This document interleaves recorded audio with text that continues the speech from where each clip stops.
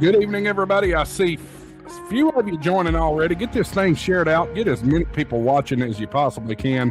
It's going to be a awesome show tonight. Very interesting. We have a special guest from NOAA, the National Oceanic and Atmospheric Administration. They operate several things, but the National Weather Service is one of them. And we are going to have Charlie Woodrum. He is what I will affectionately call the national head of Skywarn here. So it's going to be a great session tonight. Go ahead and hit that share button. Get as many people watching as you possibly can. We'll be with you here in just a minute.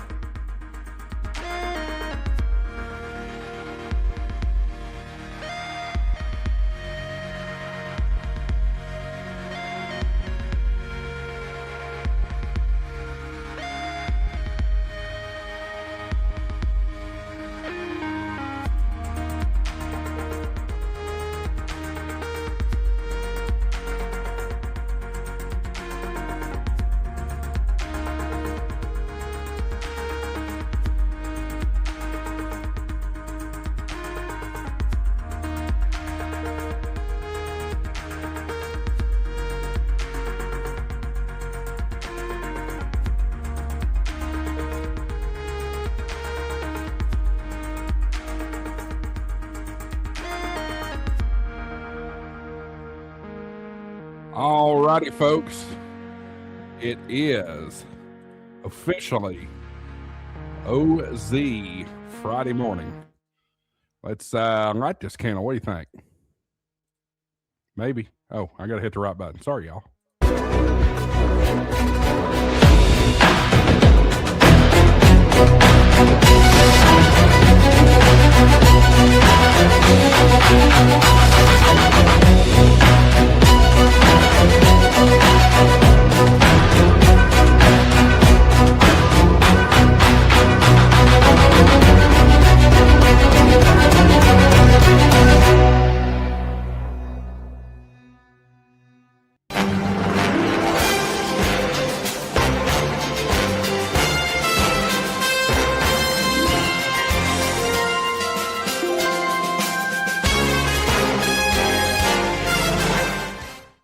Good evening, everybody, and welcome to the brand new Ham Shack TV studios.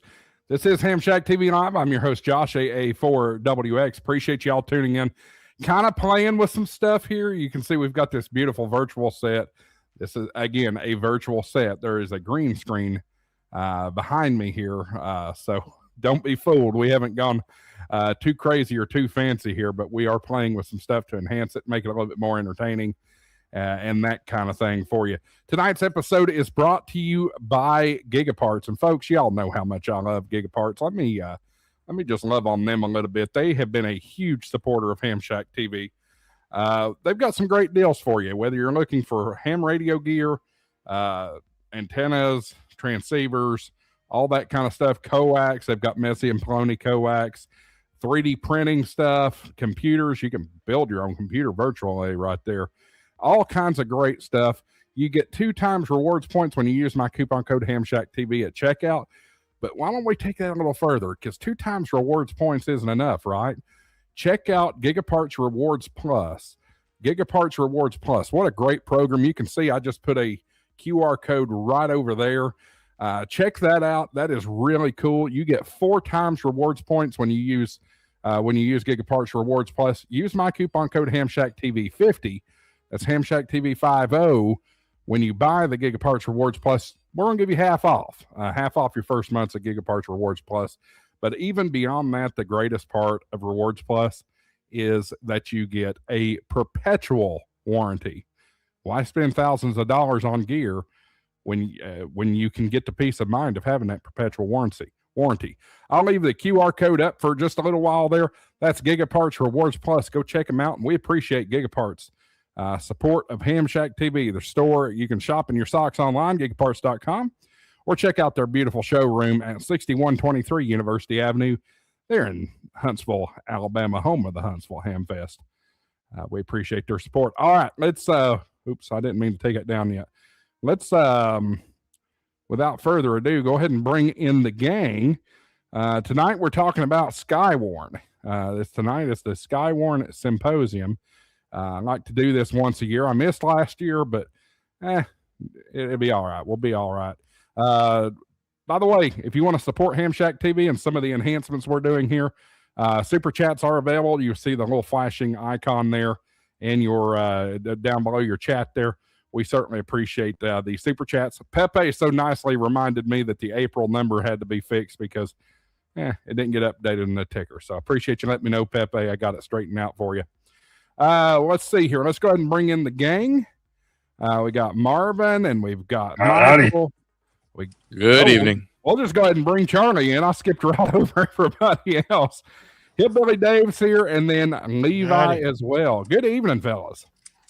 Good evening. And I plan on not falling asleep tonight. Yeah, please don't fall asleep. I know I was boring a couple of weeks ago, but dude, it was being sick. It was being sick, and watching someone take their extra exam. Yeah, we won't think about that extra exam, but the general was phenomenal. He did a great job. Oh yeah, general was awesome. Yeah. But when you guys talked him into taking the extra exam, I was like, oh, I got to go lay down before I just clonk here on the desk. Yeah, it was a bad night, dude. But thank you, Marvin, for all the fun memes. I appreciate it. Oh, I'm glad you knew that was coming. Especially the one that says he really is temporary offline. I was like, really? Oh, mercy. We can't make this stuff up. Well, let's can't make it up. Let's dive right in. And Marvin, I'm gonna deviate to you and let you kind of introduce our guest here and kind of get us started there. Well, good evening, all, and I want to say first of all, thank you, Charlie, for coming on this evening. Charlie Woodrum with the National Weather Service, the Skywarn Spotter Program. Good evening, Charlie. How are you doing? Hey, I'm doing great. Thanks for having me on here. Excited to share the latest and greatest on the Skywarn program with you all and talk weather. Absolutely. So I was able to kind of ascertain Charlie through W4LPS. He'd made a contact with Charlie early in the year. And kind of reached out to him, my brother, and said, "Hey, who do you got for in the Skywarn the weather world that we can use for getting on here tonight?" And so he said, "Guy, get hold of this guy. He's the man for the. He'll get you squared away, and he has all the information. Like perfect." So I appreciate you taking the time of your evening and reaching out to us. I think you're coming to us from Colorado somewhere this evening. Yes, I'm in Colorado Springs, Colorado, and it's a really exciting place to be weather-wise. We're right at the edge of the Front Range here. We got all the severe weather of the plains, just right on the edge of that. And then to the west, we get the Rocky Mountains and all the fun that comes with the snow and the Rockies. So it's a great place to live. I'm not sure if you're being serious or it's great for weather because you kind of get a mixture, a little bit of everything. You get your four seasons there, I guess. Yeah, no doubt. We get pretty much everything except for tropical weather here. We might get Pacific moisture from a tropical system. But, sure.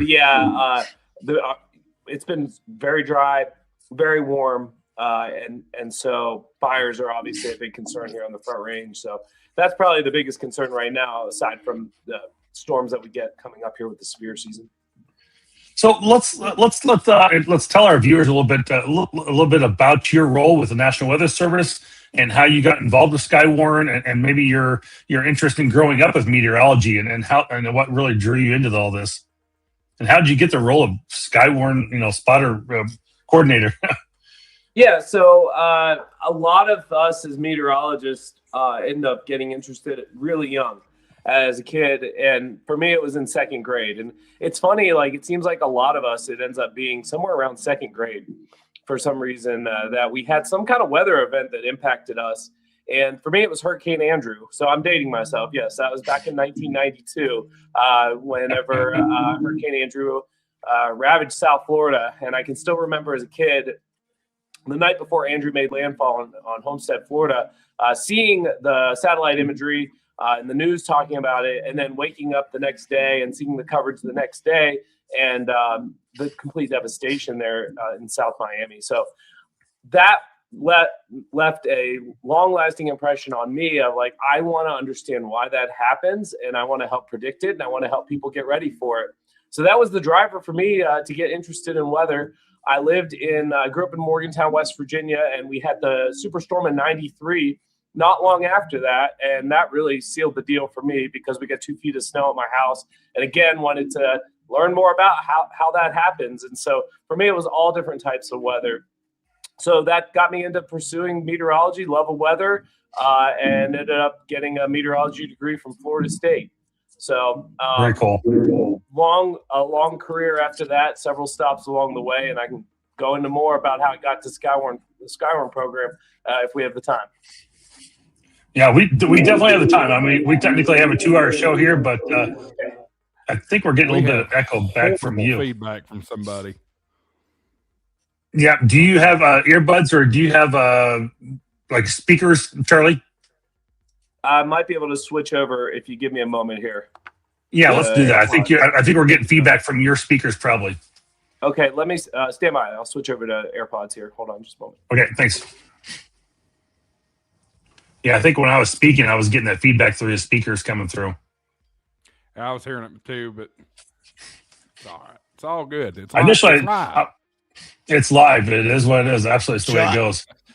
Josh, you seem like you're a long ways away in the camera.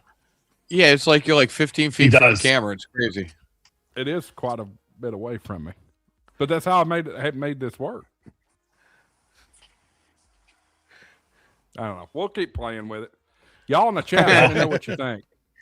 You turn the volume up a little bit too. You're a little low. Are we sure? Because I have been hot up until now. Whatever you just we did know there, you're a little hot, better. Josh. Just turn your volume up. I mean, it's natural. I'm definitely hot, but hey, is that better? Michael? I don't want to know what you're Shut thinking up, about Dave. Josh right now. Shut up, Dave. Do not start, Dave. So I just want to go real quick while we've got Charlie on pause here, waiting for him to get some updates on some equipment. If you guys have questions for him very good, Charlie. If you guys have questions for Charlie, you want to ask specifically, please put them in chat. We'll star them and we'll try and get them back to Charlie here. And when we get kind of through the initial interview phase of this, and really hope that you guys will have some good questions about this, and hopefully he'll be able to maybe even answer them along the way. So, Charlie, let's do a quick test. 1, 2, 3. Testing 1, 2, 3. Testing 1, 2, 3. Is that any better? Yep, 1, 2, 3. I don't hear the I don't hear the feedback coming back now. So that's no good. Echo anymore. Yeah, great. No echo anymore. I think we're probably getting feedback through the speakers. I'm guessing coming through. So, yeah, we got the time. We've got about a 2-hour show here, but obviously I don't want to spend you that long with you. But we can certainly go up for a whole hour, no doubt. Usually, if you need to, but like I said, we can go as short as long as you need. I don't know what your time frame is, but we're certainly good with that. So, yeah. What I was saying there was that I went to college to Florida State University in the meteorology program there, and that's when I discovered the National Weather Service. The National Weather Service Tallahassee office is co-located with the meteorology program there in Tallahassee. And so that allowed me to continue my degree and also do an internship as a meteorologist in what's called the Pathways program now. And so that got my foot in the door with the National Weather Service and started my now 19-year career with the National Weather Service. And I've made stops in Wilmington, Ohio, Pittsburgh, Pennsylvania at the forecast office there. Worked at National Weather Service headquarters as the program coordination officer and the decision support program manager. Spent time out in Honolulu working at Pacific Region headquarters along with WFO Honolulu and the Central Pacific Hurricane Center. Also helped out the Pacific Tsunami Warning Center during my time there. Then became a warning coordination meteorologist at the forecast office in Shreveport, Louisiana, and Arklatex. Lots of active weather there, lots of surveys, lots of great interactions with amateur radio operators, and then got promoted to be the meteorologist in charge for the Pueblo, Colorado office.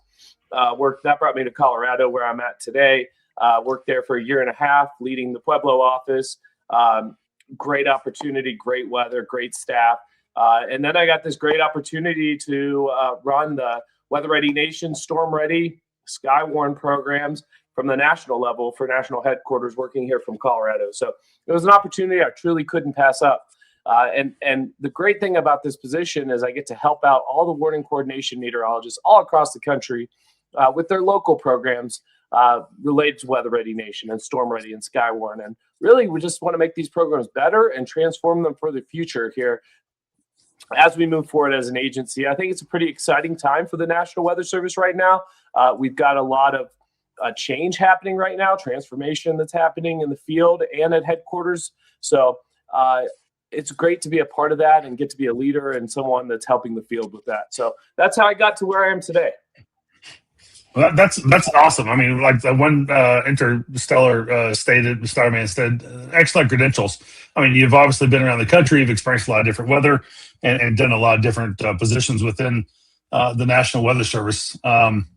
So some of the programs you talked about was Skywarn, Storm Ready, and I think you maybe mentioned another one in there somewhere. For viewers who may not know what those are, can you explain maybe the difference, what they are, and what the difference between being Storm Ready and Skywarn is? Yeah, absolutely. So the other program is Weather-Ready Nation and Weather-Ready Nation Ambassadors. So we'll start off with Skywarn, since that's how we're most closely linked to hams all across the country. The Skywarn Spotter program is our program in the National Weather Service that teaches people how to identify severe weather, not just severe weather, but all different types of weather hazards, high impact weather, and how to report that to the National Weather Service. So, for example, in Weather Service offices, our primary responsibility is watch, warning, advisory responsibility for our area, which could cover multiple states, could be as many as 50 plus counties or parishes that we're responsible for, that ultimately we're doing a constant weather watch for. Then we also do the 7-day forecast for that area as well. But when we're in that active severe warning mode or winter mode, we want live updates. And we want those reports and observations from our area to be accurate. And so those reports coming from observers and amateur radio operators, whether it be a tree down, 6 inches of snow on the ground, freezing rain, icy roads, a wildfire that's quickly spreading, whatever that might be, or a flood. Maybe it's burn scar flooding, flash flooding that's occurring. We want to know about those things right as they're happening so that we can make sure that information is in our warnings, or that we can put warnings for areas upstream and reflect the latest that's happening with that storm. So the training program is typically at 1 to 2 hours, offered all across the country from our local weather forecast offices for Skywarn. And there's virtual and in-person opportunities for you to train to learn all these features and looking for what you need to do to report them. The best thing you can do for Skywarn is to take a picture and give us that real photo of what's happening and send that with your report. And so a lot of our local offices have means for emailing reports, which is great. And that's something we really like to see because, you can get an observation, but the verification with a picture really helps with the Skywarn report. So ultimately, right now, real quick. Go ahead. So obviously, we can't go through and talk about each weather service office and how someone can get in touch with them tonight. But if someone does want to, get the training, I know there's a lot of places online you can go find that training sometimes. But is there a specific, usually like a place within a website or a Skywarn page where someone can find the information on how to report this information or how to send that photo in from their phone or, they're upload to their computer and send it in? Yeah, if you go to your local National Weather Service office, you go to weather.gov, a map pops up. That's our point and click page. You can click on your local area, and that will take you to your local offices page. From there, There's a Skywarn page and also a reporting page that will allow for you to send in virtual reports that way, or find out the information to become a Skywarn spotter. So that's the easiest way. You can also find out general information about the Skywarn program at weather.gov/Skywarn. Okay. So very cool. We're looking, like I said, we're looking to transform this because we want to get the most accurate, efficient reports in real time to come into our offices, to our warning operators, as they're, issuing a tornado warning. We want to know funnel cloud is just now about close to touching the ground. We want that real-time information. That could be the difference in a tornado warning or not a tornado warning for areas that are further downstream from that supercell thunderstorm. So it's so important that we train new Skywarn spotters, bringing in new trained observers to the spotter program so that we can have a great network all across our country of people that are reporting to us. So ultimately, it's about getting effective reports to us in real time. And that's why we teach people about Skywarn. The one thing I did want to, at least the association, I wanted to make sure it clarified is that Skywarn is not just about severe weather. It's not about storm chasing. It is about reporting all types of hazards to the National Weather Service. So it tends to get that tie to tornadoes. I mean, it's in the logo, right? But it's really for all hazards. We want a lot of good snow observers out there. We want fire. We want flooding. We want all the different hazards. I'm glad you brought that back up because I heard you talk about reporting snow and other conditions earlier. And it's like, I always think of Skywarn. I've always thought of it being your spring or summer severe weather storms coming through. And, obviously, it's as you're telling it, it's much more than that. So, which is good to know. And I didn't know that myself. So that's really cool because the only time I really hear when Skywarn was activated is during usually severe storms of a tornado or that type of activity. So you don't hear about, we got a major blizzard, we're going to activate Skywarn very often. So I'm not saying other places don't. I'm just not familiar with it. Didn't know that happened. And then now you talked about weather ready and storm ready, I believe is the other two. And well, and I guess one is Skywarn associated with amateur radio and the other two are not, or can they also be tied with amateur radio? Because obviously this channel isn't really it is all about amateur radio as well. And so, a lot of people will use local nets and some of the local nets will then find a way to report back to the National Weather Service. But I don't know about how weather ready and storm ready work. Yeah, so both of these are also tied to amateur radio. I think Skywarn is in our spotter training program. It is the most natural connection to amateur radio operators because you all can get us reports and help expand our network with sharing information and pulling in reports from our communities and giving us another method to receive our reports. But Storm Ready and Weather-Ready Nation ambassadors have ties too. The Storm Ready program is a program that we have had in place since 1999 that works with organizations that are want to help make their communities safer. So and develops a plan for how to make their communities safer. So it's a 2-page application that emergency managers will fill out across the country. And it could be an emergency manager for a city, for a county or parish, for a university, or for other entities, such as a large commercial entity.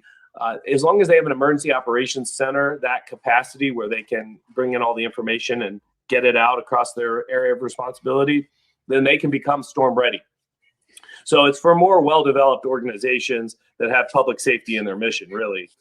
So Got it.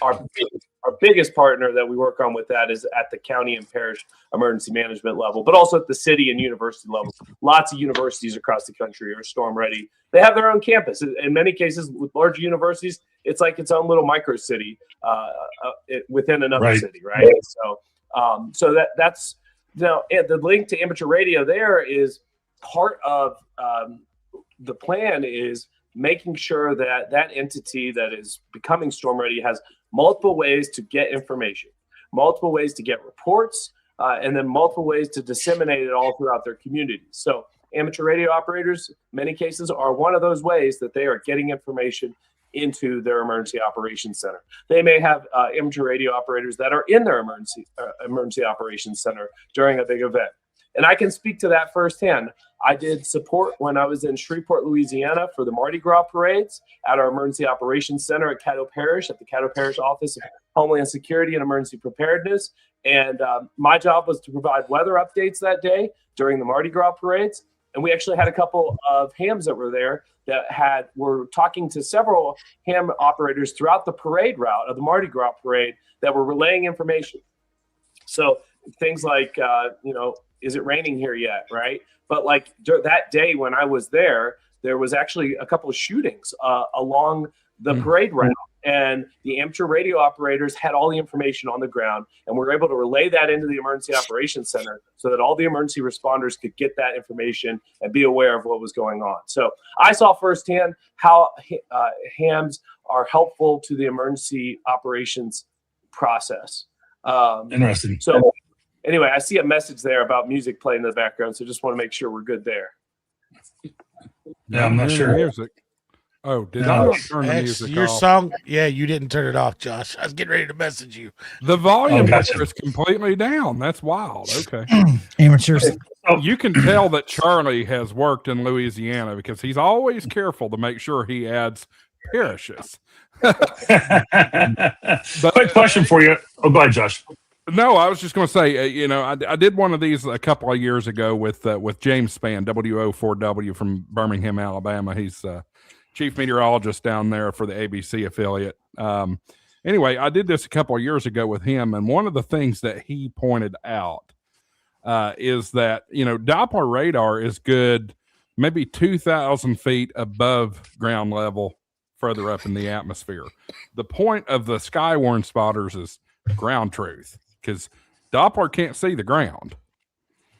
Yep. So that's hugely important. Hugely important. Charlie, I hadn't got a chance to ask you yet. Have you went through your background? Did you ever think about maybe pursuing broadcasting, or did you do any broadcasting in your time? No, typically people ask that question first. Like when you say you're a meteorologist, oh, what TV station are you on? No, but honestly, when I was a student, we had the local FSU weather, and I tried it out, and I was like, I don't think this is my thing. So I really enjoyed. But you don't want a green screen? No, I tried it, but I really enjoy kind of more being in the background and helping with the core focus of public safety and working with emergency managers and all of our key partners. And that's a big role that I play, is making sure all our offices are connected with their key partners. So, but yeah, no, you're not the first to ask that. It won't be the last. Oh, come on. We'll do a little practice right here. So I got a quick question for you that came up in the chat here from Corey, N1XWS. Question for the National Weather Service. Albany, New York National Weather Service office has removed ham radio from their office. The last email I received said they said that there is not enough technology to get reports back. There is enough technology to get reports back. Why would they do this? So. Yeah. So Corey, thanks for asking that question. That's a great question. We did the same thing at the Shreveport office, so I've done this through experience as well. There are multiple different ways to get reports into the Weather Service office, depending on the location. There's different radio networks, different mechanisms. And what we did in the Shreveport area is we designated county or parish coordinators for amateur radio that would report into us via NWS chat or Slack. So you would have to have that. You'd have to be an amateur radio coordinator or emergency management coordinator through amateur radio in order to be able to have access to NWS chat and relay the information that way. But they're talking about, some offices have a radio in their office that Weather Service employees can operate and talk to amateur radio operators. They have a coordinator.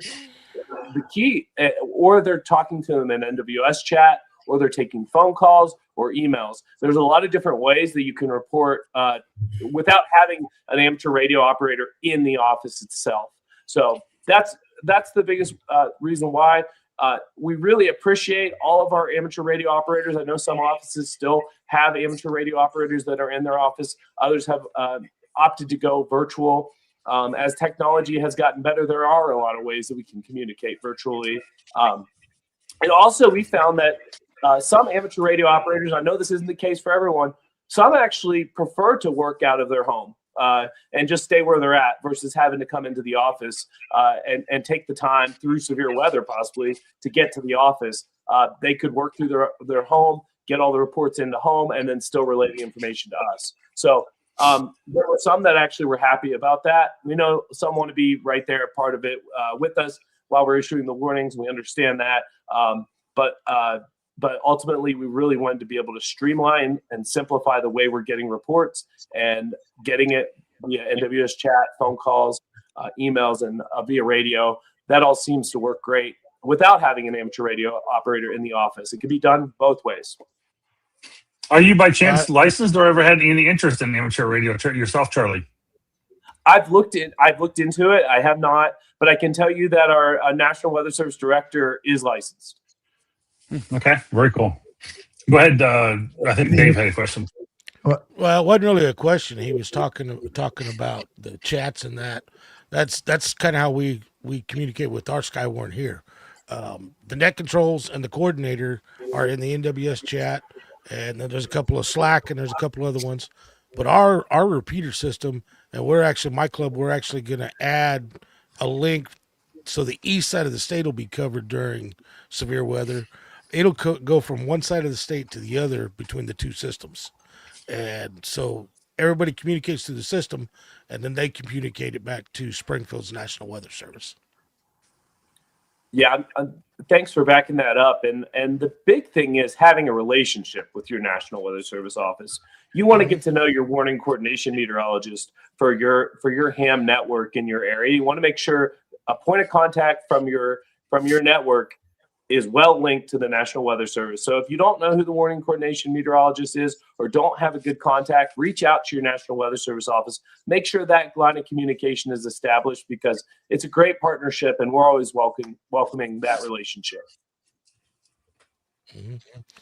Very cool. I would agree, because like with our head meteorologist at Springfield, he actually comes to some of our clubs and puts on presentations. And right now, there's a big push for Skywarn spotter training. We just had one here 2 weeks ago, and they're doing another one here down in the South County in about 2 weeks. So, yeah, the relationship with the National Weather Service goes a long way, especially if you're trying to be a Skywarn spotter. Absolutely. Tim, did you have a question too? Oh, I was just going to ask Charlie if he was interested in getting licensed tonight while he's on the show. It seems to be a ongoing thing. The hashtag to be here. Figure what the heck. Lightning does not strike twice, Tim. There we go. The man that started all that seemed to drop, so. Yeah, right. Just right when he asked the questions. Real quick, can you share like an example where Skywarn reports have made a critical difference during like a sky weather event of some sort, and how do they really how do the Skywarn spotters really help during the flash floods and thunderstorms and things like that as well? Yeah, I mean, it really comes down to, you see something, we want you to report it in, because sometimes someone might see a funnel cloud and just be like, oh, they probably already know, right? Like the Weather Service probably is all over this, but you might be the first person to call and report it, right? Tornadoes can develop in 1 to 2 minutes out of a supercell thunderstorm. They can develop very quickly. And so we want to make sure that we're getting that information called into us. I can think of several occasions. I've worked with forecast offices in Wilmington, Ohio, Tallahassee, Florida, Wilmington, Ohio, Pittsburgh, Sterling, Virginia, Glasgow, Montana, Honolulu, Hawaii, Shreveport, Louisiana, and Pueblo. And all of those times, at every office, we had Skywarn spotters that provided us with life-saving reports. The ones that are most fresh in my mind are Pueblo and Shreveport, because they're the most recent.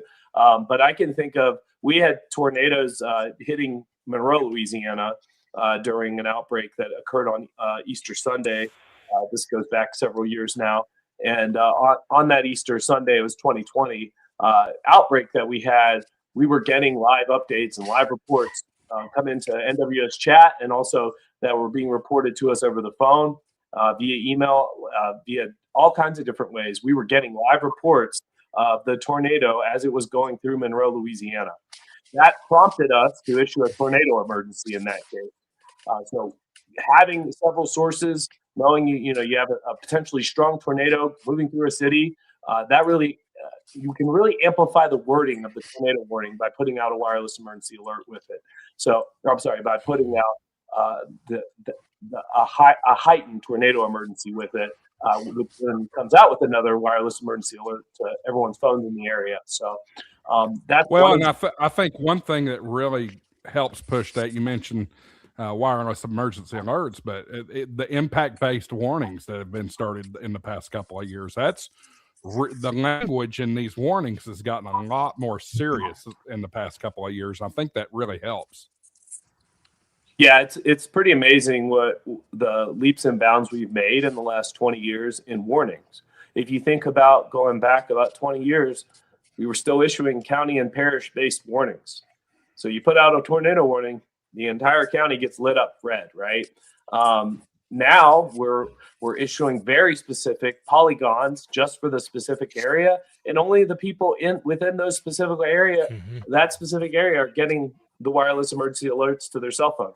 So, and we have methods with the impact-based warning tags that you're talking about to trigger even more specific information for severe thunderstorm warnings. If we have a destructive severe thunderstorm warning threatening an area, that goes to phones too. Like when you have a derecho, which is a long-lived wind thunderstorm in a squall line or mesoscale convective system, bow echo, that is long-lived with wind damage, a derecho, we can issue a higher level severe thunderstorm warning, and that will go to everyone's phones too. Just giving them that extra heads up. So we've made just great advancements with our warning process. And so when you look back 20 years, it's like, wow, that is a big leap. It might seem slow at times, day to day, but these things do over time make some great changes. And dual polarization radar has been a big piece of that as well. I mean, you spoke of people being on the ground making these reports, and they're obviously out there in real time giving this information, and that really potentially could put them in a situation. What are probably some of the top or best safety tips you think you could provide a Skywarn spotter during severe weather? To be safe from the things you've seen or you've heard in the past, what is kind of maybe the top 2 or 3?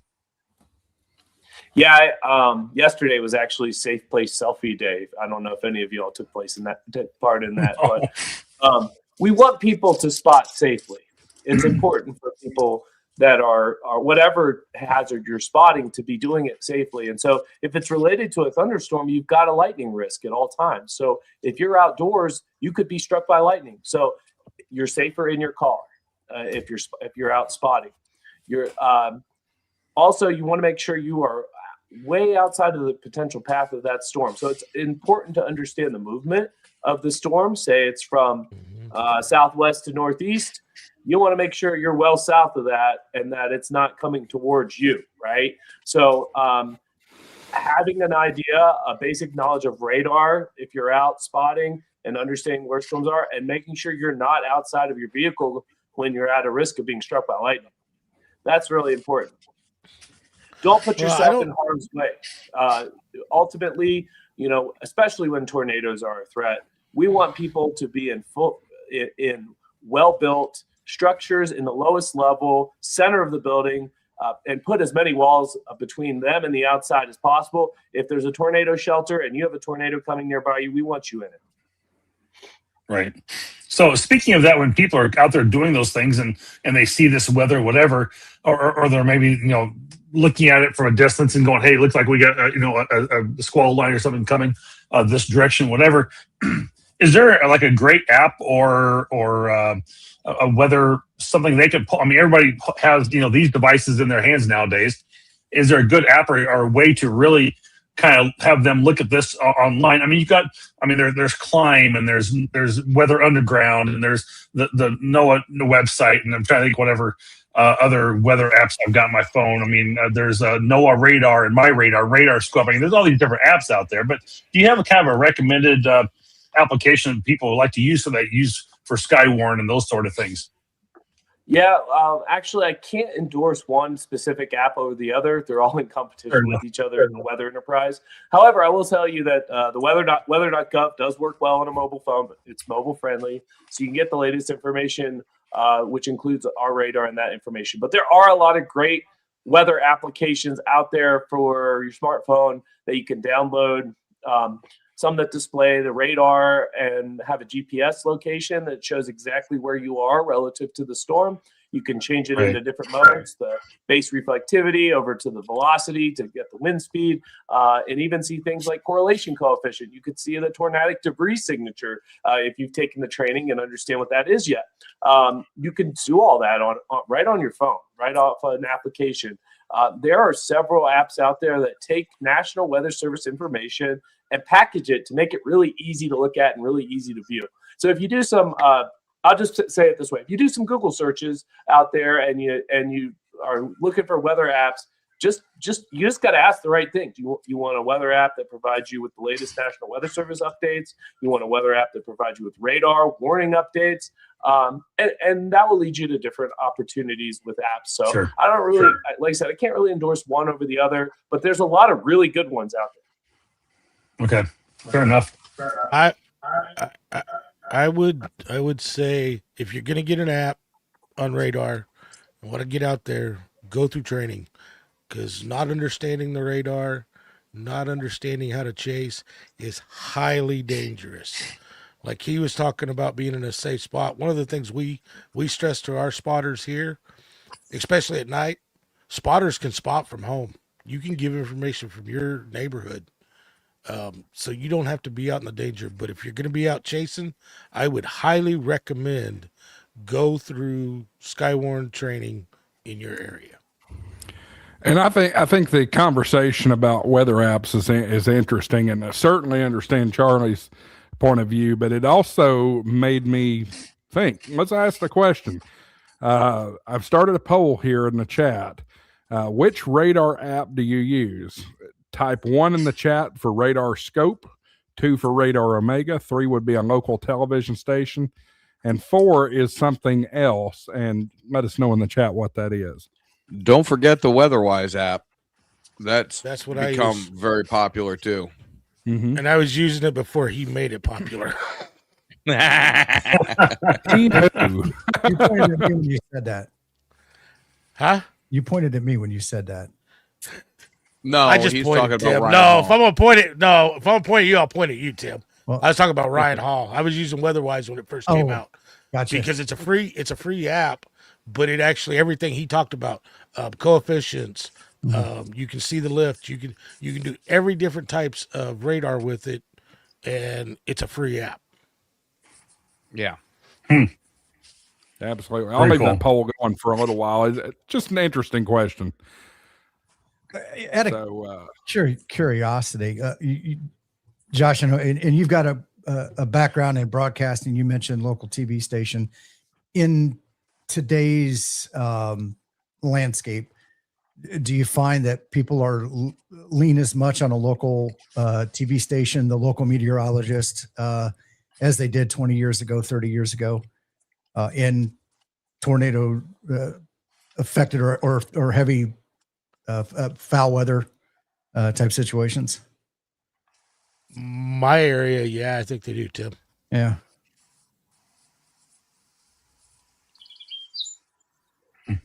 Uh-oh. Crickets. Yeah, kind of. I was the only one that Birds. say something on that one, Tim. So Charlie, to build a little bit more off of what Tim was saying, that does bring up an interesting point. Just in my lifetime, the way people receive weather information has drastically changed. I mean, drastically changed. When I was born, you waited till 6 o'clock, and they had little magnets and maybe a computer at best, but it was terrible graphics. Now today, with social media and things like that, talk a little bit about what changes you feel like that have been beneficial, some that may have been detrimental, and what do you think may the future of weather forecasting may look like? Well, that's a loaded question. I'm so many best at different- that. There's so many different ways I could go with that. I think when it comes to weather forecasting, the implementation of high resolution models into operations that we can use as warning forecasters in real time to help anticipate the development of thunderstorms or a winter weather like a snow band or the rain snow line or freezing rain line over the next couple of hours. These mesoscale models, these are the development of those and the ability to do simulated radar from those. That was huge for when it comes to mesoscale meteorology and predicting out the next several hours in a forecast and doing mesoscale, like a mesoscale discussion, for example. The use of these high-res models, we're talking about models like the high-resolution rapid refresh, the North American model, several others, the high-res models, the Warn-On forecast model more recently that we use within the NOAA is a great tool that we have. So mesoscale is just more of the local scale, closer down to the storm structure scale. So we're talking about 100 to 200 miles in scale, whereas synoptic would be the larger scale. We're talking about low pressure systems, warm fronts, cold fronts, talking about 1,000 miles in size. So at the smaller scale, when we're talking about like a mesoscale convective system, which is like a squall line or bow echo, that's the scale we're talking about. These high-res models that go down to 1 kilometer or even less than that are incredible. They can resolve a supercell thunderstorm and predict a potential damage swath for you, or a wind swath, or a hail swath, or a flash flooding area.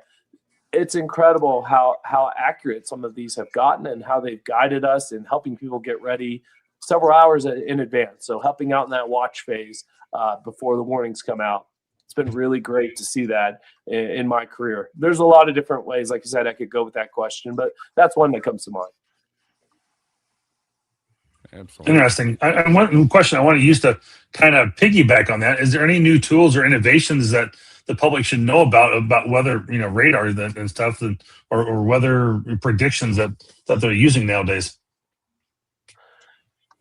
I mean, I think Warn-On forecast, the Warn-On forecast system, or WAFs, is something that people, if they're not familiar with, can become more and more familiar with. It's run from the National Severe Storms Laboratory, and has been becoming more and more of an accessible tool that can be used all across the country by National Weather Service offices. So I think that is an important development that has come along. In the future, at some point, we'll move from our WSR, which is weather surveillance radar, our WSR 88D radars that we have, our network all across the country of radars, and we'll move forward to the next step, which would be phased array radar. So we'll be able to get radar scans and updates even faster and nearly in real time with radar updates. That'll be the next leap, I think, in radar. That will be a big advancement for weather forecasting. So to go along those same lines, is we have a little bit of AI in our life every day nowadays, in some form or another, for the most part, and it's being used in so many different things that you do in your life. And so, how much is AI being used today by National Weather Service to help with weather predictions and storms and other notifications and stuff like that? So that is not an area of my expertise. I can tell you that we are utilizing, we are using AI in our workflows and work streams. But as far as I'm not a modeling expert for the Weather Service, so I'm not the best person to speak to that. But I will tell you, we are using artificial intelligence to help with our workflows, like to help with, for example, with summarizing information and helping us organize large spreadsheets of data, right? There are elements of that are coming into NOAA, and we're embracing AI and also into modeling, but I'm just not an expert specifically to talk about that. Fair enough. I'm just kind of curious if it's something that you guys like. Hey, we're still old school. We're still doing this, with radars and people on the ground and things like that, versus getting other things in place. But just kind of a fun question to throw out there and ask a little bit. And so again, I think we're probably. I guess let me ask the question. I was going to say, when is peak severe weather season? and then what should really people watch for if they haven't attended the training or something. What's some of the best ways for them to be able to get notifications, other than like a bunch of phone apps?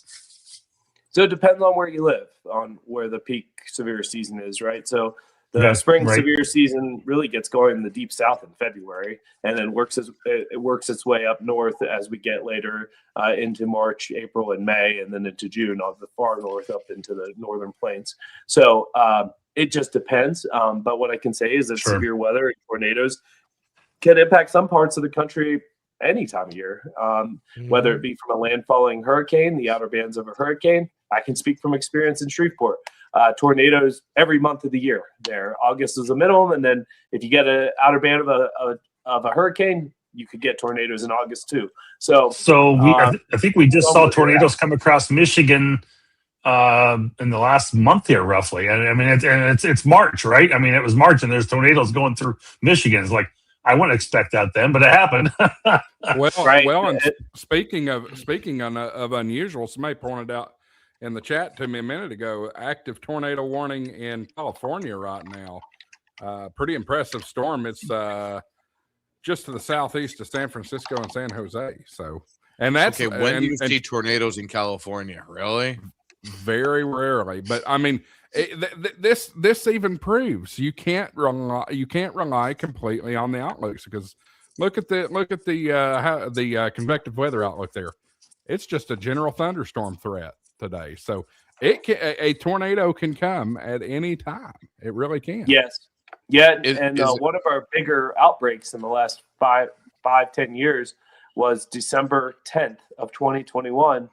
You may recall there were several EF4s, EF3s that impacted parts of the Midwest and down into the South. So Mayfield, Kentucky, for one, had an EF4. Oh, yes. Okay. December 10th. Yes, big one. So we try not to get people too caught up on time of the year because a tornado is a tornado, right? But at the peak of our season is generally in the spring season and getting into late spring and early summer. Fair enough. Well, that's one of the things we talk about here in Missouri. We actually look at two, like you said, the main season is there in the spring, but we actually look at two here in Missouri. As we get into fall, we get those same kind of cold fronts and warm fronts colliding that cause the same thing with the moisture coming out of the Gulf. I mean, here in the last 6 years, we've had 2 different tornadoes on Christmas Day at different locations. We've had them on New Year's Day. So we kind of look at, like he kind of said, even down in Louisiana where they've got them all the time, we look at 2 different seasons here in Missouri. We don't look at just one season. Yeah, many people get their peak season in the spring and then a secondary peak in the fall. And I can speak to that. The worst tornado I surveyed for the Shreveport area in the Arklatex was a tornado that occurred on November 4th of 2022, which was an EF4 tornado that went up into Idabel, Oklahoma. So, it's we try not to get people too caught up on a certain time of year, but just get ready for the hazards and know what to do when storms fire up and when it's your day. Yep. What's one of the best? I mean, maybe it's weather.gov, but where's one of the best sites that people can go find out more information about, what to do in case of a tornado, what to do in flooding, and just kind of like gain more knowledge and information about, how to be prepared for storms and those sort of things, other than attending a storm spotter class. And then, can they, I think we kind of discussed this early on, but we'll just kind of do it as a review, is where's the best place for them to find out about Skywarn and what type of commitment does it take? Yeah, so skywarnweather.gov/Skywarn is the best place to go. But your question's a good lead into Weather-Ready Nation. So Weather-Ready Nation is a way for all organizations to get ready and all of our communities to get ready to be more responsive, more resilient to high impact weather. And so weather.gov/WRN or weather.gov/safety will take you to pages that give you all kinds of hazard safety graphics and messages for every hazard that you could think of. If you go to weather.gov/safety, for example, all the different hazards are listed. at the bottom of the page, and you can go to the specific hazard you're interested in hearing about or reading about, learning more about, and find graphics to use to help get the message out, and also save Josh, can you pull that up? Can you pull that up for us quick, Josh? Yeah, give me just a minute here. Yeah. Yeah, if you just go Sorry to to put you on the spot, Josh. weather.gov/safety is a good access Oh my point. God, he's floating above his desk. While he's pulling that up, yes, we're about ham radio here, and we always want to get people into the hobby. But guys, if you're not an amateur radio operator and you're interested in Skywarn, you don't have to be a ham to be involved in Skywarn. We actually use Facebook here in our area, Zelle. We've got ways for non-hams to be able to communicate that to our weather nets and our coordinator to get back to the National Weather Service. Hey, Dave. There it is. Do they use GMRS? We're actually talking about it in our area, Tim. There we go. Everybody can participate. Tim didn't like that I'm sitting so far away from my desk. That's why I decided to fly for a second. TV presence, man. That's right. You look like you were. What? So we can go into probably like education or information, Charlie? Yeah, so if you scroll down, so on the map, you can see watches and warnings that are out currently on today's forecast. That then prompts the weather hazards that are in effect. So those are the most common weather hazards that are in effect this time of year. If you keep scrolling down, weather hazard information has information for each hazard that's out there. For example, if you go to tornado and click on materials for use, you could either go to safety information or materials for use. If you go to materials for use, you can then see social media and infographics, and there's all kinds of great stuff that are there. If you click on it, it'll take you to a graphic that helps explain a lot of different things about severe weather safety, and particularly tornado safety. Oh, that's wonderful. Very cool. Good information to know. Outstanding. Yeah. I'll put a link to this in the chat here, folks. Colin already dropped a link in the chat for us. Thank you, Colin. Appreciate that. Colin's, and that's the thing. Colin doesn't even have to support this because he's in Australia. He's so being helpful. Pretty sure they have tornadoes in Australia too. They're upside down, but they're there. No, they spin the other way. Oh, that's right. You're right. They spin the other way. I'm sorry. And they're upside but my point was he's not reporting them to the National Weather Service. That's for sure. I'm assuming Australia probably has their own service. Yes. It's called the Bureau of Meteorology. Yep, that's correct. So Interstellar Starman said in the chat, he said aviation weather is also a great page for up-to-date turbulence in severe weather. Yes. Aviationweather.gov is how you get all the information from the Aviation Weather Center. So that's a good point. Charlie, cool. I have a question for you. I don't know how familiar you are with KBOX or state college radars, but I've noticed on the East Coast, those are the two of the best radar sites out there for coverage. Absolutely phenomenal coverage from both KBOX and state college. My question is why are there very few large coverage radars like that?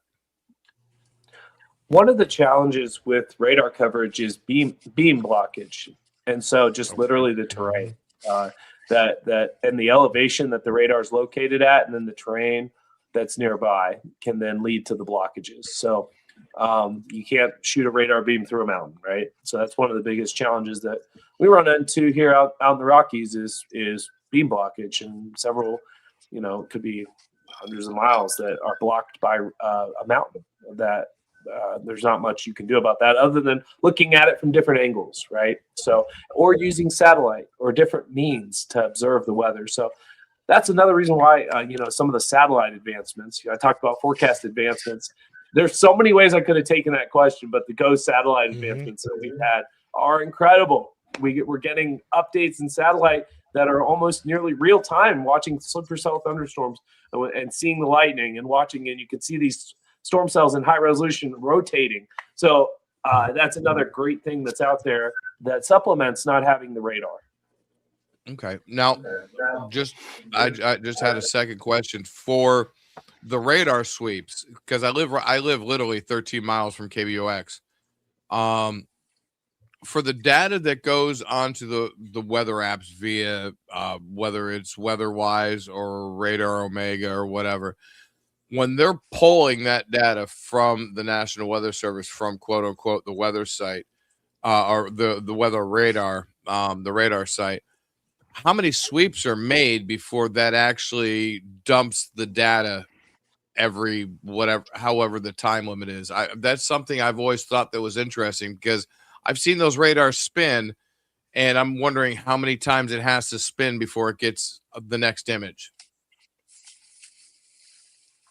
So there is not a one definitive answer to answer your question, because we set our radar into different volume coverage patterns, VCPs for short, which vary the number of sweeps that you're talking about that occur. The first sweep is generally will be there's a lot of series of sweeps, but the first sweep will be the lowest sweep, which could be at like a 0.3 or 0.5 degree angle. And then it goes around, sweeps around, and then goes up to the next angle and sweeps around. So in our faster scanning strategies for severe weather, if we're looking for tornadoes, for example, we are most concerned about those lowest levels. So we put our radar into a scanning strategy within our volume coverage pattern for severe weather that does the scans and then stops and then restarts the lower scan. So it just depends on what kind of scanning strategy your radar meteorologist at your local forecast office has set that for the day. Okay. Those have gotten better and better too. We can get our scanning strategies down to 1 to 2 minutes in some cases, if we're concerned about storms, say, that are close to the radar that are in the lower levels. Okay, that answers a lot of questions. Very cool. Charlie, we're coming up on kind of the top of our first hour here already. I mean, I can't believe this hour has literally just flown by with all the great questions that we've had. Just one thing, want to check with the folks in the chat to see if there's any additional questions that you guys might have had, or if there's something I missed along the way. I don't think we have, but hopefully we got some people watching on the side here trying to check for those. But if we did, or you have another question, please let us know. And then kind of what's your time frame on this, Charlie? I can hang in with you guys and answer questions, and I still would like to talk with you all and share more about the Weather-Ready Nation Ambassador Program as well. Okay, so let's let me get two more questions in here that I kind of have pre-written and I want to kind of check out, and one of those has been, what's probably one of the most memorable weather events you've worked on, and what's the most challenging part of your job before we go into that? Oh man, again, there's been a lot. I've worked Superstorm you Sandy. Have worked a lot of places, no doubt. I've worked Superstorm Sandy. I've worked Hurricane Laura. Those were two really big, impactful events. And I also worked the Kilauea volcano eruption out in Hawaii. Oh, wow. Wow. So that was how cool is that? That's cool. And, fissures were erupting in neighborhoods and just completely devastating neighborhoods and communities. So I think he answered the question. I think that's amazing. That's very interesting. Those three really stick out. But I also worked Hurricane Ike in the Midwest. After Hurricane Ike made landfall in Houston, brought really bad winds, up to 100-mile-per-hour winds throughout the Ohio Valley. And I was at the Wilmington, Ohio office, and we ended up having power outages for 1 to 2 weeks following that. Superstorm Sandy, I was inland at the Pittsburgh office. We had flooding rainfall, we had damaging winds, and then we had a blizzard with blizzard conditions in our higher elevation with 2 to 3 feet of snow, leading to power outages for weeks. Hurricane Laura went right through Shreveport and did really bad damage there. Got to drive through Lake Charles as part of the damage survey process.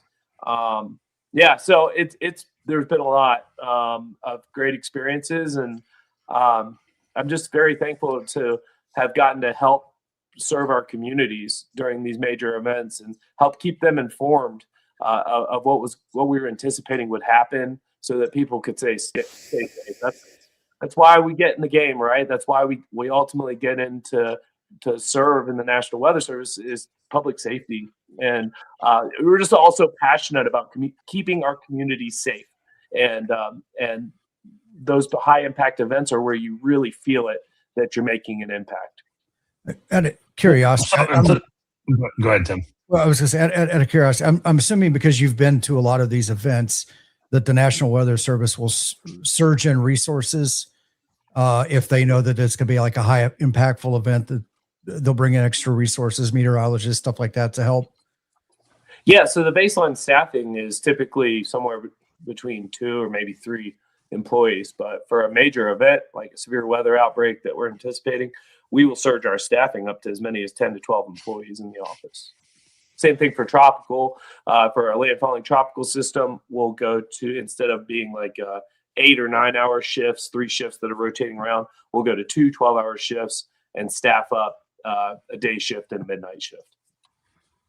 Interesting. So kind of second part of the question I asked a minute ago was, you've obviously moved around a lot during your time too, but what's probably the toughest part of your job? Toughest part, I would think, like there are a lot of times where you feel like you issued a really good forecast or a really good tornado warning, and you'll never know how many lives you saved. You end up finding out how many people died, but it's hard to quantify how many lives were saved. So there's been a lot of stories along the way of like, hey, we took this action and we got to safety, and then the roof of our home got ripped off. We got our kids out of their bedroom and the roof was right over their bedroom. So that's one example I can specifically remember surveying and taking that back to our office and telling the warning operator and how just impactful that was to know that they really saved that person's life. But you don't know. You don't get a lot of those stories. You don't know what happened or what actions people took. But we know we're helping. We just don't know often how much we're helping. True. That's a good point. Very cool. So let's move into that weather-ready Nation.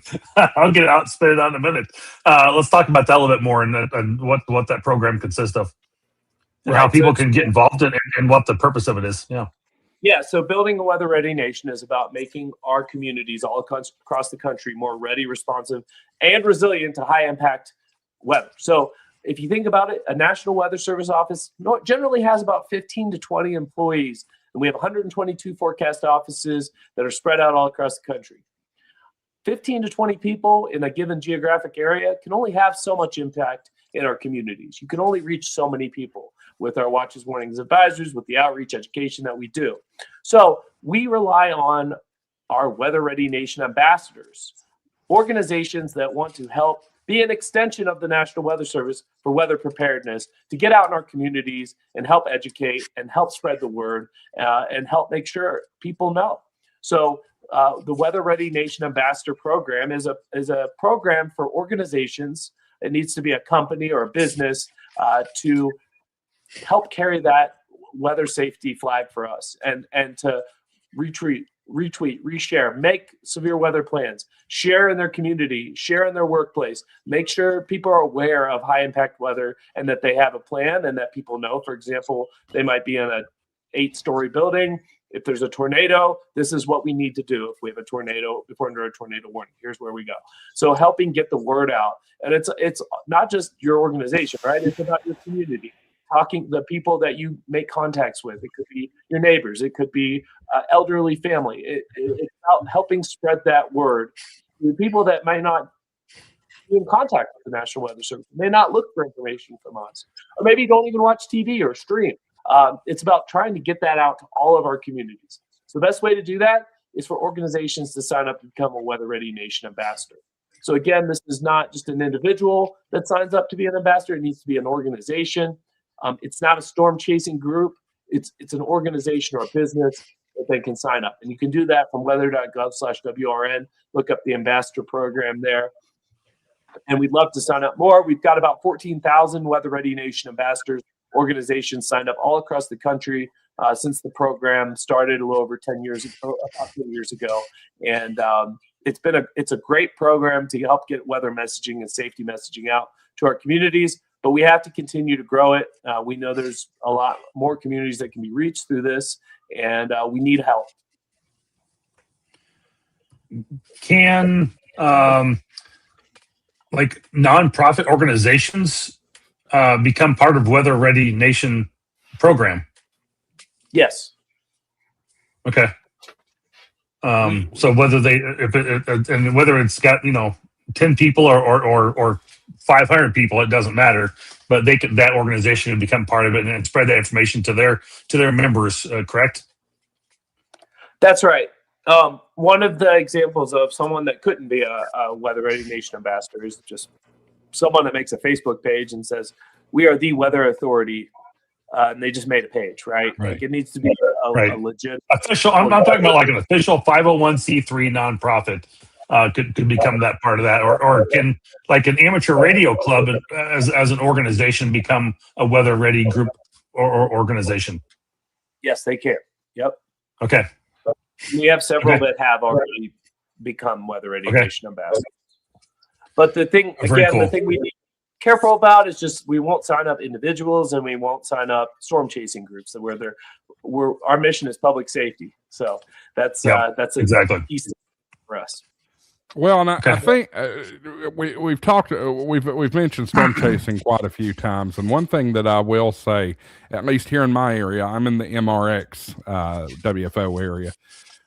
We specifically in our Skywarn group do not encourage chasing, and we will even say that over the air, simply for the fact our area here in East Tennessee is quite hilly, and we have a lot of trees. You can't see for 10, 15, 20, 30 miles. You might be lucky to see a mile or two. So that's one thing that we really encourage. I'm actually the assistant district coordinator for Knoxville. So there's that. But I do want to hit this comment in the chat here from Electric Boogaloo. Why do some WFOs only have basic spotter classes while others offer advanced or elite spotter classes? All right, that's a great question. These have been really good questions. I'm so glad to be on here with you all. So basically, we want to make sure people get the core set of skills needed to get us reports. And so that involves understanding National Weather Service products, seeing the features, understanding what they are and how to identify them, and the details that we need in the reports, how to report them. So that's in our basic class. So that's the key fundamentals that we need. That's our goal ultimately, is to get more efficient reports. An advanced course, we don't really call any of our courses elite courses, but an advanced course is an opportunity to learn more about severe weather and or all different high impact types of weather, and learn more about the science about how it all comes together, more about like the conditions that we look for when we're forecasting a winter weather event, or when we're forecasting a tornado event. It takes it to the next level. We are asking, and myself as the National Skywarn Program Manager is asking our offices to do basic Skywarn spotter talks to educate and increase our spotter network.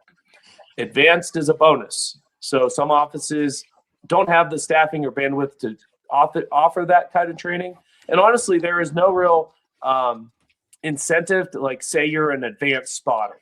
A spotter is a spotter.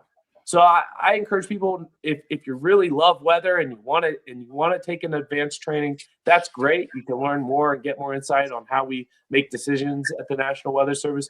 But ultimately, what's most important is that you become certified as a trained spotter, and we won't view you any differently if you took advanced versus basic. I think that's a question that. Go ahead, Josh. No, that's absolutely great. And I do want to point out to the audience, if you are interested in an advanced spotter courses, there are so many good weather courses that are available free on the internet through through UCAR, which is, I forget what UCAR stands for, but they have a program called MetEd, and they can do everything to teach everything. They can teach you practically everything. One all the way up to learning how to read a sounding or a hodograph. So if you really want to dive into this and sink your teeth into it, that's a great resource. Go ahead, Marvin. Marvin. So I think that's one of the questions that Levi had. Levi, go ahead with your question. I did. So say you've got a person they're weather curious or they're, new to it and they want to help.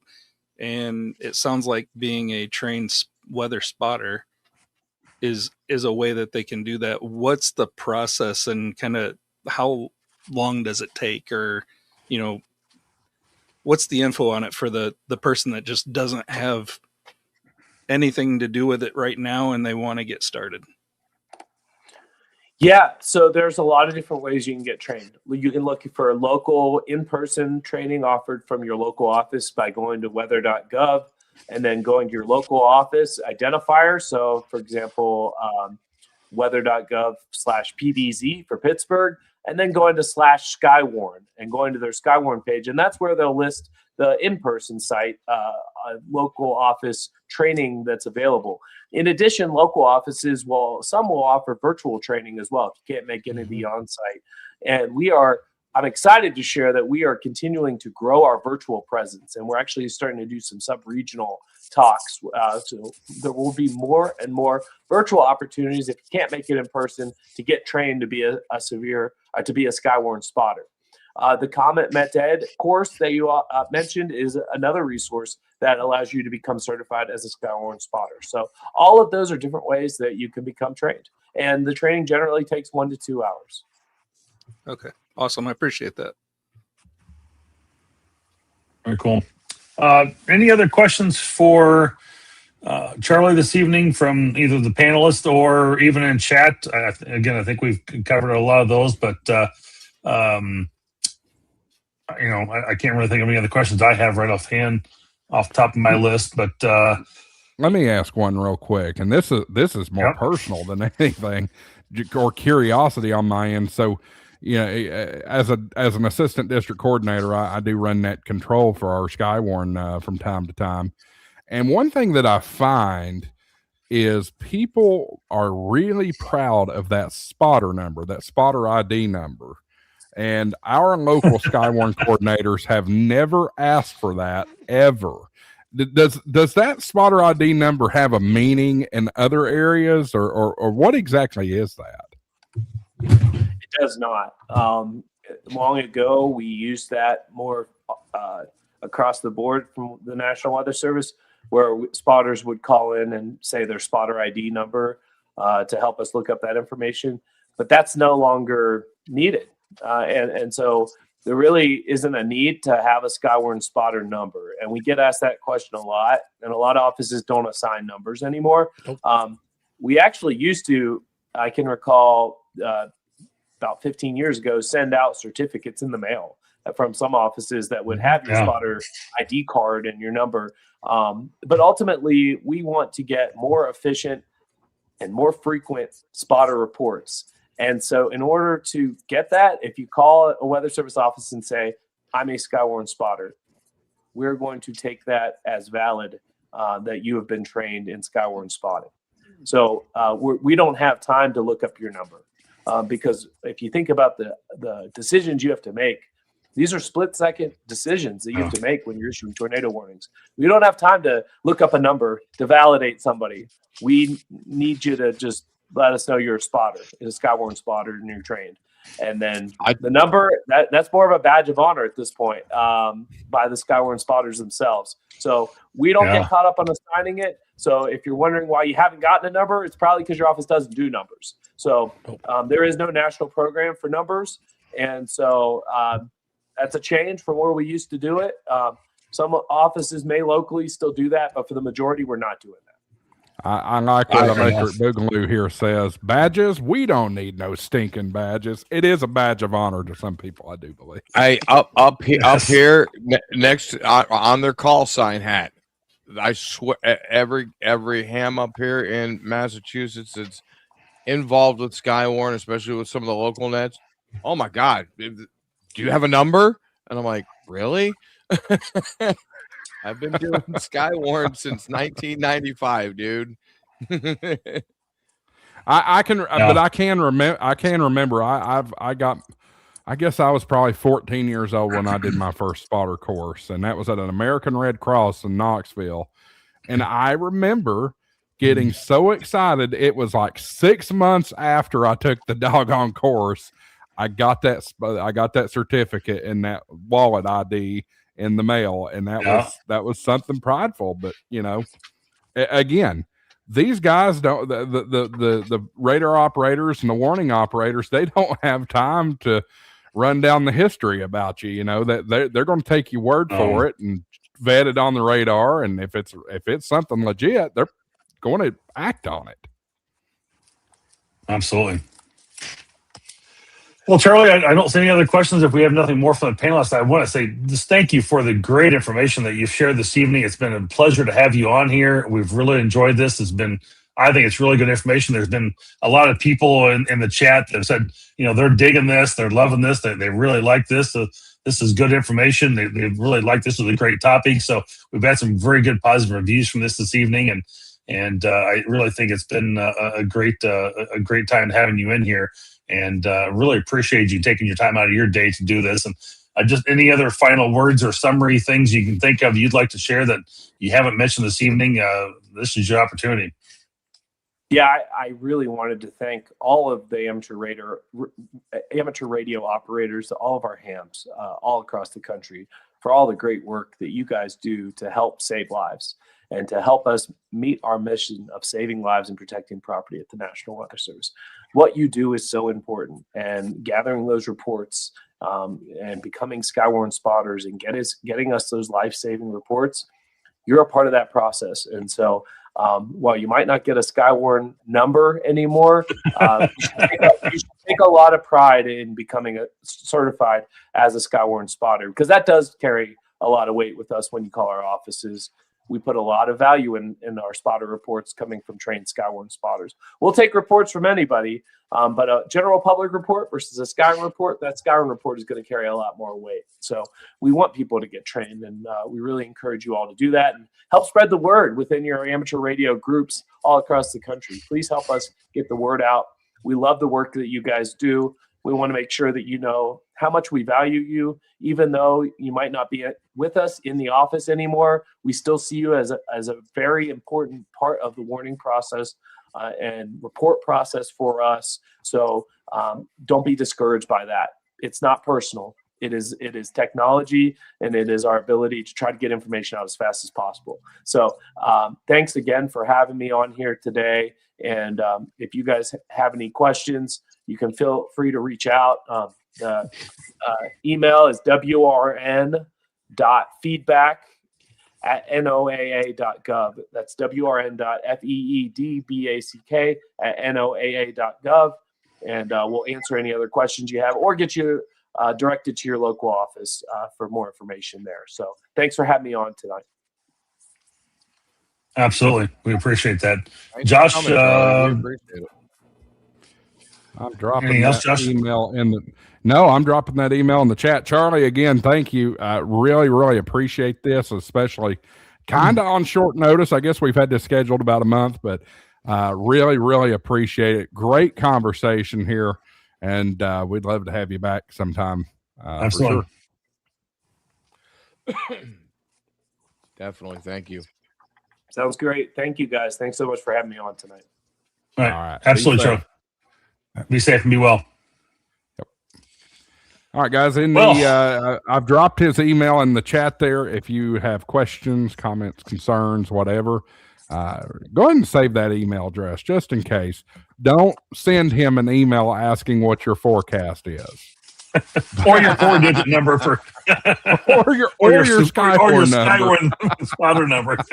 Oh my but God. seriously, if you do have questions about, maybe you have an organization or your local town, I'll tell you this: I drive all over the East Coast now with doing the Ham Shack TV tour, and I can't tell you how many towns I drive in, especially here locally. They've got a sign right as you enter the town. we are, Lenore City is storm ready, or Knoxville is storm ready. And this program is really, really expanding. So if you're part of an organization and you want to maybe get your town involved in this, or your organization, send Charlie an email. He'll take care of you. Hey, Josh, I stumbled across something on the interwebs just a minute ago. Oh, for God's sake. That could be trouble. That's going to be trouble. Yeah. Yeah, it is. Yeah. Throw that in the. I already. What I'm buying Josh for his birthday. I already knew what was coming. Where can I order one right now? I want to order one. Probably galls, I bet. But no, in all seriousness, people, don't do this stupid crap, because that right there in the middle, that'll get you taken to jail real fast. You're saying you represent a federal agency. Don't do it. That's right. Yeah, that's bad. Anyway, cool. Thank you. Well, we are now. Oh, for goodness sakes! You're a little late on that, Colin. because we're normal here in the States. We don't worship kangaroos. We don't use like those y'all. communistic measurements. Well, we are in the second. We are in deep into the second hour. So if you're just tuning in again, welcome. Hit the thumbs up. Hit the subscribe. You'll be alerted anytime I post a video, or anytime we go live here, and I don't know, try to make people a little bit more dumb, I guess. I don't know. But when we have people like Charlie, is that possible? I think we try to make you smarter. What? Yes. What, Mike? What? Smarter? I just said, is that possible? Making you dumber or smarter? I don't know. Harder. What did you say? Hard saying. What? Oh, well, I think that was great. I really am glad I was able to get Charlie on here. I think that was a really great topic. I think a lot of people in the chat really enjoyed this as well. And it's such good information. I mean, like he said, I guess it's one of those things that a couple things I learned tonight I didn't know about. And it was one of those things that, I always think about the spring storms coming around, but as he said, they can't really put a prediction that, or there's not really a storm season. It can be anywhere, anytime, really. It can just pop up out of the blue. So it's good to know that. And I guess we get that in our mind, that we always think about spring storms, but we don't really think about it maybe sometimes the rest of the year. I mean, some people in Florida may think, well, we're going to worry about storms from August to November because that's hurricane season, and it'll always be very prevalent for us. But in the Midwest and maybe the upper plains, we always think spring storms, tornadoes, floods, those sort of things.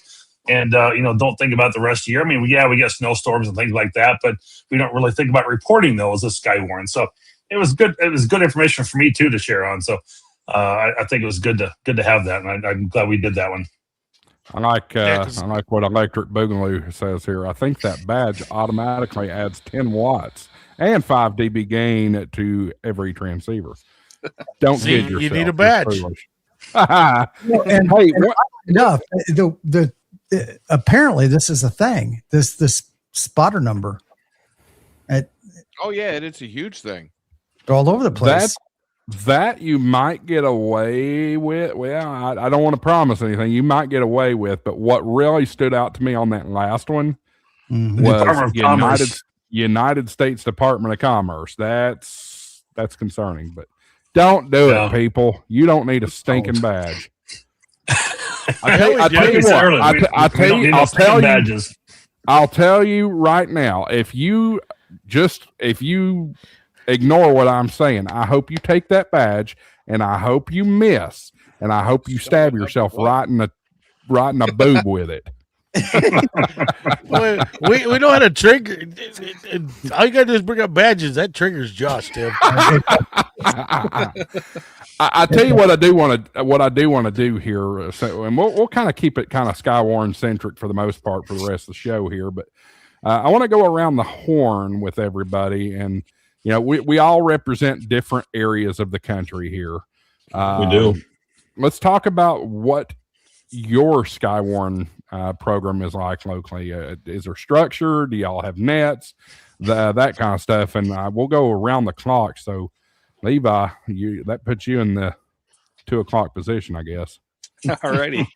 So for my local club, from my understanding, because I haven't even quite made it to a year yet as a ham, but from my understanding, they used to be a Skywarn group, used to have nets and everything, and it kind of lost interest for a while. It is regaining interest now. There's been a bit of an injection of youth into the club, and just a lot of new faces. So our club is, I wouldn't want to say doubled in size, but it's getting pretty close in the last 3 months. And there's a lot of interest in the Skywarn program or weather nets in general. What we have going on currently is one of the guys that have been around. He used to be a coordinator for the Skywarn when they did have it. He runs a emergency weather net anytime that there is a active warning within one county of ours, including our county. So he'll run it on the radio. He'll take check-ins from anybody that is listening that wants to check in, and he gives guidance as far as what he would like to hear as far as reports of anything. And it's been a useful tool, and it has helped some people out. We were very close to the Union Lake tornadoes in Union City, Michigan. That was, I don't know, a couple weeks, a month ago. And we were able to, help some people get a little heads up when that was going on. So it's been a useful tool, and the club and the members are actively looking to get Skywarn training again and getting back up to an actual Skywarn group. So yeah, it's interesting, and that's been my curiosity with it, and this has just been a great night of knowledge for that. So yeah, that's what we're looking to do, and that's what goes on here locally. Cool. Helps to unmute my mic. That's some good stuff. Michael, I know you are in Massachusetts, but you spent some time in Middle Tennessee along with Marvin there. Talk about what's going on in Massachusetts, but also mention the M-tier system, because both of you are very familiar with M-tiers, I'm sure. Oh yeah, M-tiers. M-tiers is a phenomenal system. When I lived in Middle Tennessee, being on M-tiers, and I can't remember the actual, what was the Josh, what was the software that you logged into? GR3. Is that the GR3? Is that the GR3? Possibly. It was a bunch of years ago, but I started in 1994 when I lived in Oklahoma and was stationed at Fort Sill, and did a lot of chasing. Was at Greensburg. I was behind the tornado at Greensburg. That was wild. Greensburg, Kansas. That was absolutely amazing. The destruction there. But I've been doing it since 1995. When I moved up to Massachusetts, I started getting out. I kind of got out of it because, well, we live in Massachusetts. We have very little storms here. And when they do, they're just basically lightning and thunder. Most of the National Weather Service spotters were active this winter with the couple storms that came through, especially with the little blizzard that we had. That was amazing. I was sending in reports when I was on the road, actually during the blizzard, chasing the wife to work. So that's a story for another conversation. But yeah, M-tiers is an awesome system that goes from all the way across Tennessee, all the way down into Alabama and Georgia, and ties everybody together for spotting. It's an amazing system. When they bring up all the repeaters and all the repeaters work, it works very well. I will say that I am friends with spotters and chasers all across the country. I moderate a friend of mine's chasing channel, and yeah, it's I would say if you're an amateur radio operator, go to your National Weather Service, go and get spotter trained. Like I said, I've done it since 1995. And it will behoove you to do that, to be able to turn in information and to help help your community just right where you're at. You don't even have to go out. All you have to do is give snow reports, rain level reports, wind reports.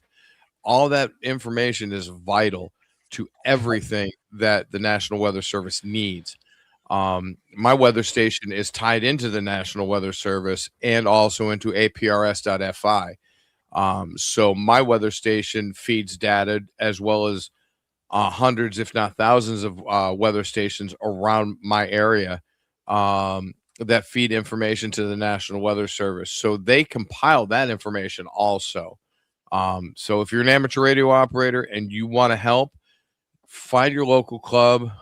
If they have National Weather Service connections, go to your National Weather Service center. Mine is 13 minutes. KBOX is right down the road in Taunton. I used to drive by it like at minimum once a week and then stop in. But yeah, if you're out there and you want to get involved, talk to your National Weather Service and talk to your local clubs. In my area on my repeater, we have an Aries net every week. We have an Aries net, and we don't have a whole lot of Skywarn on our repeater. Our repeater doesn't have that much coverage, but there's a few repeaters just north of me and a few repeaters just south, east, and west of me that I can get into, and I can listen to the Skywarn reports, and they're actually feeding, the net controls are feeding information into the National Weather Service also. It's great stuff. Thank you, Colin. Yeah, Colin's all over it tonight. He's like our chat producer tonight. Yeah, we need Colin. Why don't you come in here and hang out with us? Because we need to have some international spice. I love it. I love when we're reaching around the world. Yeah, great links from Colin tonight. And folks, if you're not familiar with where a National Weather Service office is, they're easily findable. Somebody chickened out and dropped out. Oh, it's Marvin. No, he didn't. He just went in the back room for a second. Anyway, if you're driving around, you may see what looks like a golf ball on a big tower. Typically, your weather service office is located there. There are some areas, like for instance, Huntsville, Alabama, that's not the same place. The Huntsville radar is in High Top, Alabama, whereas the Huntsville National Weather Service office is on the campus of the University of Alabama, Huntsville. So that's not 100% accurate, but a lot of times where you find those golf balls on the tower, you'll find a weather service office too. And there's Marvin's back. Marvin wanted to go next because that's what he did. He got himself in the circle to go next. Take it, Marvin. No, my wife called and it's like, hey, I was like, wait a minute, is it Thursday night? It's like, yeah, it's Ham Shack TV. And it's like, okay, it's like, sorry, I'll call you back. So I didn't know if she needs something right away because she's out in Massachusetts moving our property westbound. So it's good. So so she's been busy all day out there. I really, there's two things. When I was in Dakota County, Minnesota, there's a little bit of a Skywarn weather program there. It was very basic, very light. Didn't have a whole lot of activity that we did. I found my most busy Skywarn activity office really came out of the Nashville office.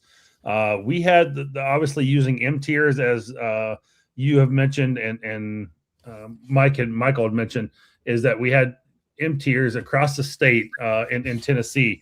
And usually about the Nashville area, there was a couple different groups that would start and run the M-tiers net. And they still run this today very strong. So if you're in Tennessee, hop on the M-tiers net anytime on one of those M-tier repeaters. and you can pick up your weather reports all the way across the state. And, they are reporting down trees, heavy rain, whatever it might be.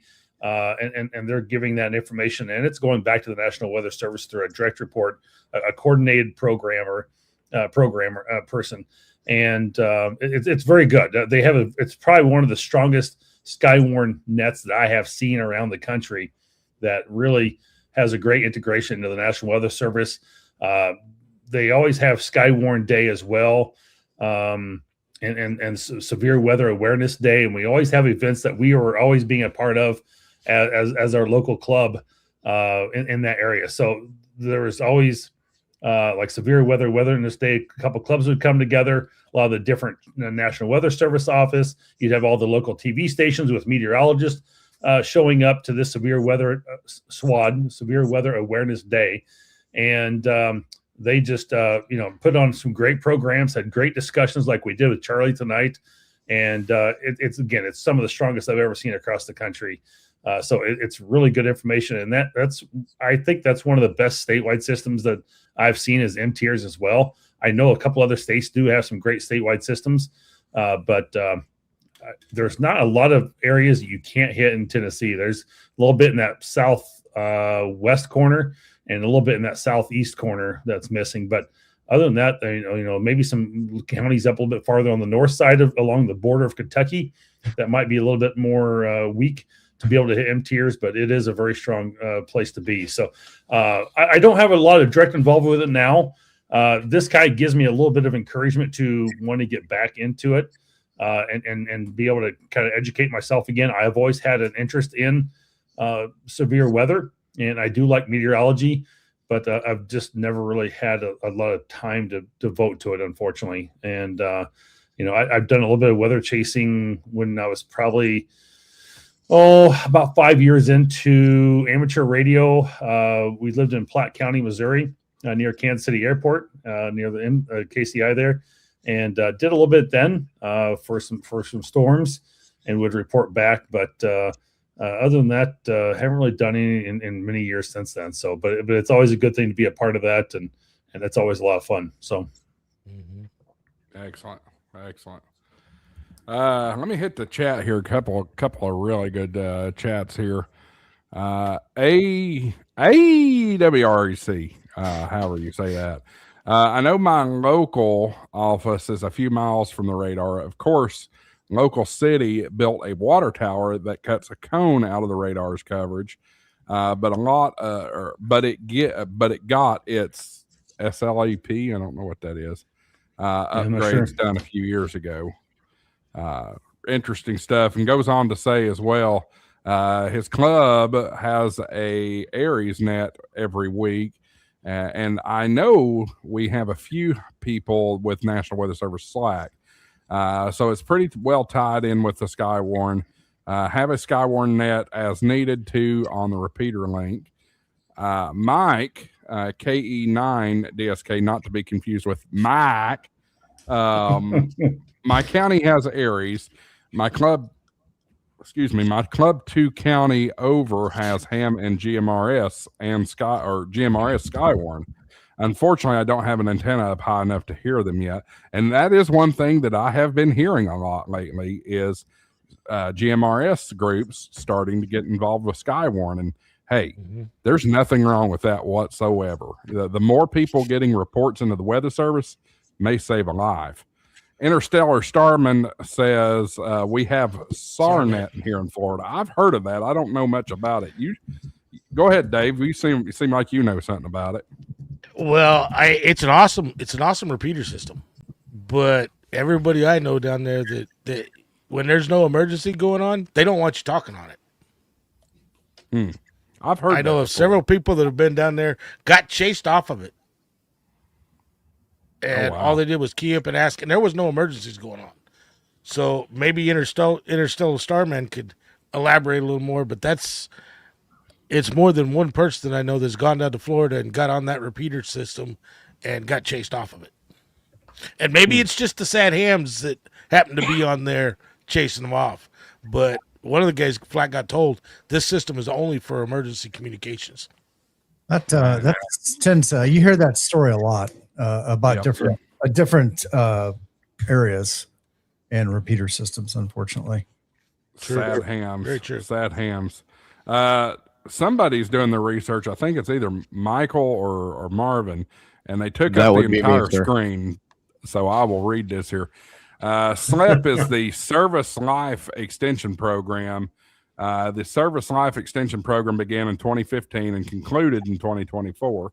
SLEP consists of 5 projects to replace and refurbish major components of the radar: the signal processor, transmitter, equipment shelters, pedestal, and backup generator.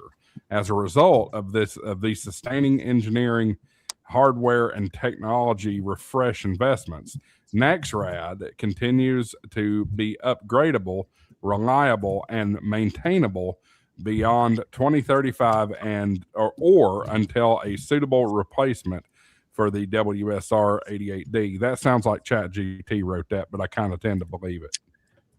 Actually, that was directly from NEXRAD Radar Operations Center. That was not ChatGPT.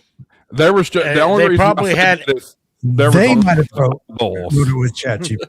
Yeah, exactly. They had AI write it. Let's go over to you, Dave. Talk about what you all have got in your area. Well, we actually have a pretty structured and pretty good Skywarn deal here. We've actually got a repeater system that's called the N0 NWS. It's the 49 repeater group, and it is actually the Skywarn repeater system. My club, though, now they don't go far enough east in the state. And Steve, the guy at in charge of the National Weather Service, he wants to get better coverage to the east. So we have it to where they've been able to link up with All-Star to use our repeaters further out east. But we've got a repeater system between the NWS and our repeater system. We can go from Kansas City all the way down into Arkansas, into Oklahoma, Kansas. And our repeater system with the SMLRS, it goes almost all the way to St. Louis. Guys with just antennas on their house in St. Louis can hit our TomSock repeater and talk to Oklahoma. So we've really got a great repeater system for the Skywarn. But our Skywarn, and you brought up GMRS, we're actually talking about getting GMRS involved in that, because we've got people that aren't hams, don't run radios, and they get on Zell app and stuff like that, or get into Facebook and give reports back to the net control operators because they're Skywarn private chats. So you don't have to be a ham to get involved, and you don't have to chase storms to be a spotter. Absolutely. So, I mean, one of the things we stress at night when it's almost impossible to see a tornado, you might see it when the lightning cracks, and that might be too late. We actually stress people not to chase at night and spot from home. It's you've got to think safe with this stuff. And like he said, if you really don't know radars and don't know how to understand the track of the storm, you're better off spotting from home. But yeah, we've got a pretty good Skywarn system here. We've got Aries as well. There's a Skywarn net that's run every Tuesday night. And then we've got 2 different Aries nets, one on Monday night, one on Friday night. So we've actually got some pretty good emergency comm systems down here in Southwest Missouri. Yeah, absolutely. And for those of you that are not in the amateur radio realm, really, this isn't gospel around the country, but theoretically, you would see Skywarn during the event and Aries after the event with the recovery and search and rescue and things like that. I think it's noted in a lot of areas, those are the same people. They may be different organizations, but it's a lot of times it's the same individuals that staff a couple of those different groups. Absolutely. And you're exactly right. There is a lot of crossover. And speaking of Tim, let's go up to the state of Indiana where they have a lot of tornadoes. What about you? We do have a lot of tornadoes here. We have a very active Skywarn presence, although I cannot speak to that very much. I used to listen, and I still listen. I get involved when there's something, but in most cases, when I'm here at home, I have young kids. My focus is here at the house. So, but we do have in this I live in between two larger towns. We have a repeater that does Skywarn. But Josh, speaking of Skywarn, I did find something, and I was not aware that it better not be another badge. Well, this is I did not know you had a merch store for Ham Shack TV. And oh God, oh my God, for Pete's sake, I was not aware that you had a Ham Shack TV merch store where people can pick these things up. I need to have that made, please. Let me just preface this. I am Josh Marler, AA4WX, and I do not endorse that badge. But back to you, Jim. Right on it. I do not make any money off of that, so don't buy it. Man, I'm going to order mine. Send me the link, Tim. I want 007. I'm putting my Skywarn spotter ID number on there. For goodness sakes, man! You ought to see me whenever I'm calling a Skywarn net. When somebody takes up my time while I'm calling a net with that stupid ID number, I'm just sitting there. Come on, I don't need your number. My name's 4-9er. Hey, Julie, good to see you. So, Tim, is that about it with your program? Yeah, I can't speak to it just because I don't have any involvement with it. He just wants to keep triggering you, Josh. I'm telling you, next thing he's going to do is put one up with a Maltese cross on it. Well, no, I wouldn't go that far. I don't know if one's going to show up in Dayton, but I have a feeling there might be one showing up in Huntsville. Yeah. It's in the back chat, by the way. If you guys want to. For God's sakes. I'm not bailing you people out of jail if you buy that stupid thing. We're buying it for you. I mean, it is on your merch store, Ham Shack TV. It is not on my merch store. I don't even know what's in my merch store these days. and when you go to the Ham Shack TV merch store to buy this, make sure you use code GrayManPoda for 10%. Yeah. I'm not paying you an affiliate commission. Oh,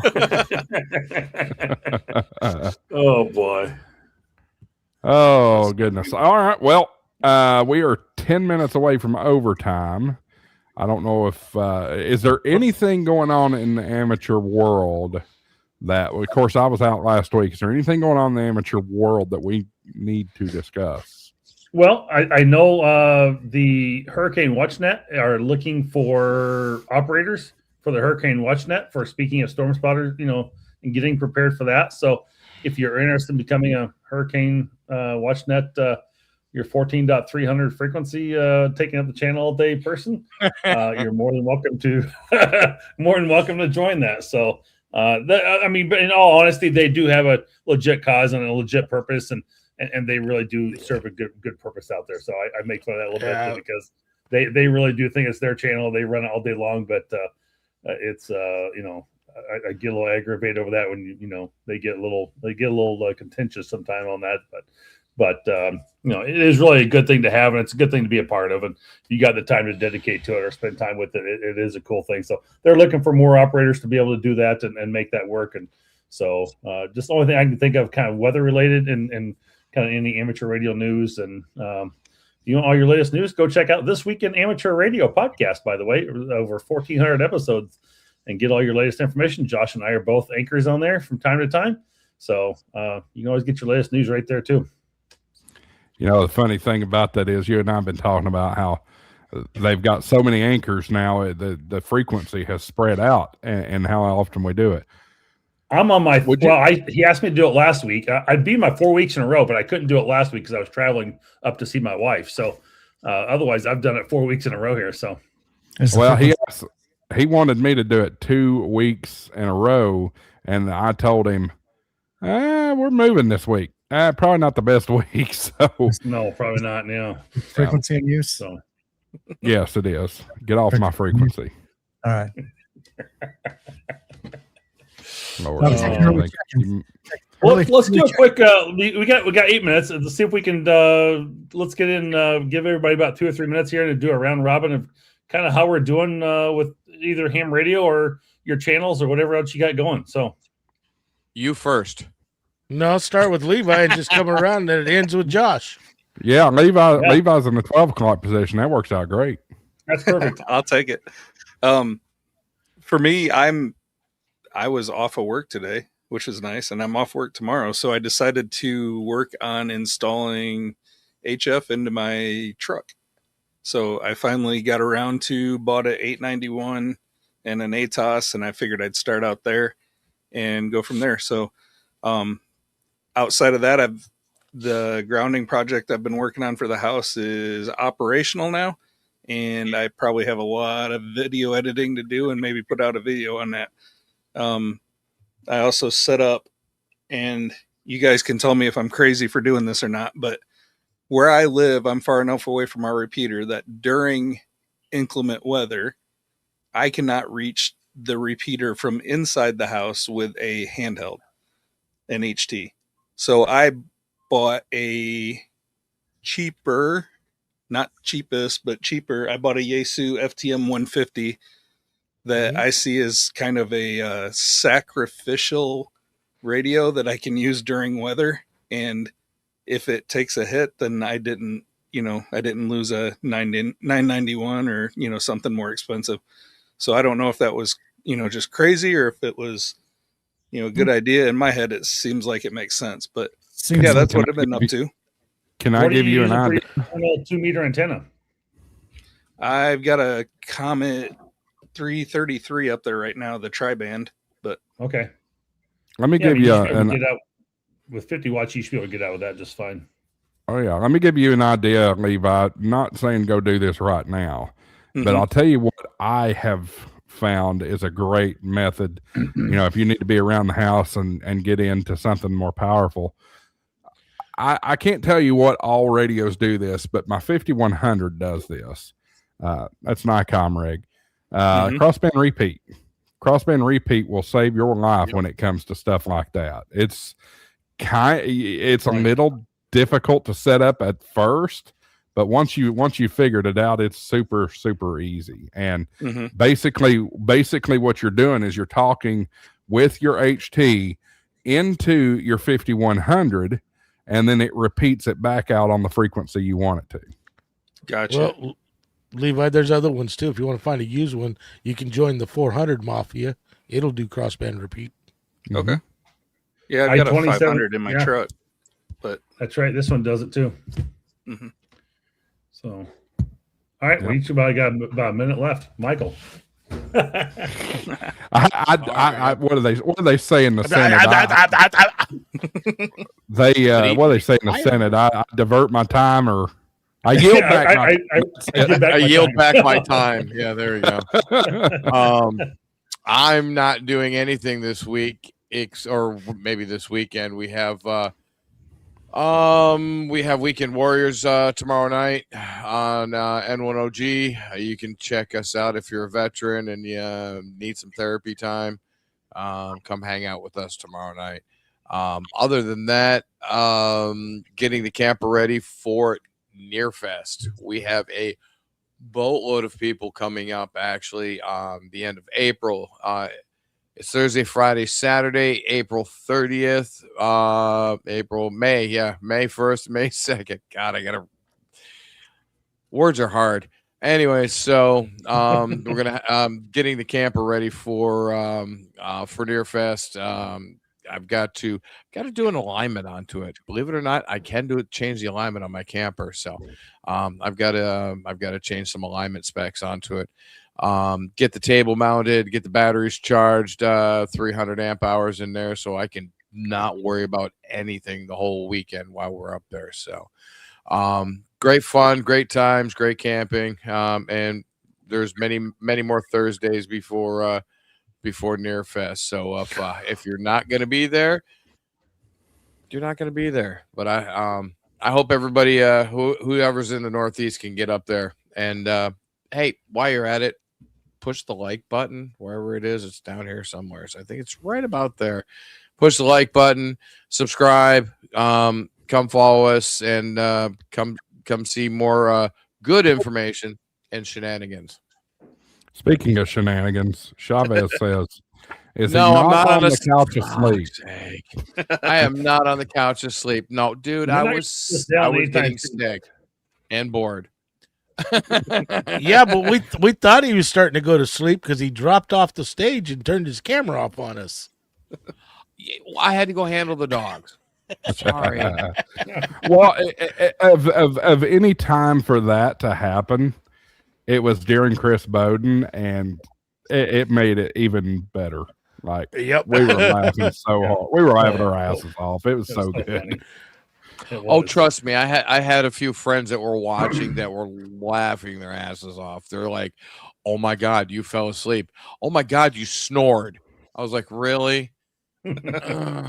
So it actually Did they really it's funny because we were giving a test, and it took me back to the days whenever I was doing VE testing every night, and we had a rule that the VEs had to leave their camera on. Why did that rule exist?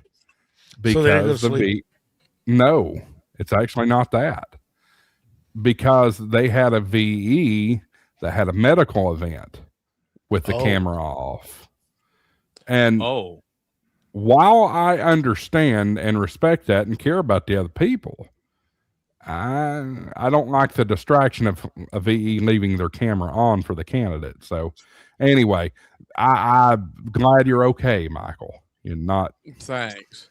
cardiac over Well, there on the couch. no, we were a little concerned. I mean, you had me and Dave both trying to get a hold of you. Then we Yeah, find that's out true. at 9 o'clock his phone shuts off. Yeah, He has to go to phone sleep goes at 9 into sleepy o'clock. time at 9 o'clock, and it was well after 9 o'clock when y'all were trying to freaking ring my phone. You Then do realize you're this like- show goes until 10 o'clock, right? Yeah, but I didn't think I was going to pass out. I swear to God, I did not know I was going to pass out. I literally, It's all I was good. like, I'm just going to lay here. I've got a headache. I'm going to listen to Chris yammer about his test and make all sorts of fun sounds and comments, and I'm just going to pop back up. And I literally popped back up, came over, sat down, and went, "Oh." It was over. It was only a Good 20-minute grief. nap. I'm all right. Yeah. Marvin, your turn. Yeah, I don't have a whole lot. I'm actually, between buying houses, selling houses, it's been just a whirlwind of a week. A lot of stuff going on with work. It's starting to really, well, I can't say it's slowing down, but it's not really picking up anymore. It just hasn't stopped. I mean, still drinking from fire hose of information of how much knowledge has to go on and what we do. And then in the ham radio world, for me, I've got to just sit down this weekend and try and get some of these videos out. I've got plenty to do. And hopefully I don't really have, it looks like it's going to be raining pretty much all weekend. So it's a good inside Saturday project to do. I will be doing this week at amateur radio. I've been doing them the last couple of weeks on Friday nights. So I've got those anchors I've been doing as well. And I not have to worry about any moving or going or traveling anywhere this weekend. So, hopefully we'll get it done, but that's about it in my world. And hopefully I'll even get to play with the 3D printer a little bit more. I haven't had a chance for 3 weeks to do it. So almost 4. So I do have a little bit of a 3D printed project I'm working on for Anderson Power Poles, but I ran out of Anderson Power Poles and I'm waiting for my supplier to ship me some more. So I get them at a really good rate and I buy them and we get them in bulk. So as soon as he gets them, I'll have some more in hand and finish my project. So it's kind of cool. But other than that, I don't really have a whole lot on my board. So I'm glad to maybe even have a little downtime. You're telling me I can't wait for some downtime. I have gone nonstop for over a week now. Yeah, it's been that way. It's actually been nice to come over here and sit down and do the show tonight because no hanging stuff, no unboxing stuff, no wiring stuff. Yeah. So yeah, I feel for you. I hope that the real estate transactions both go smoothly.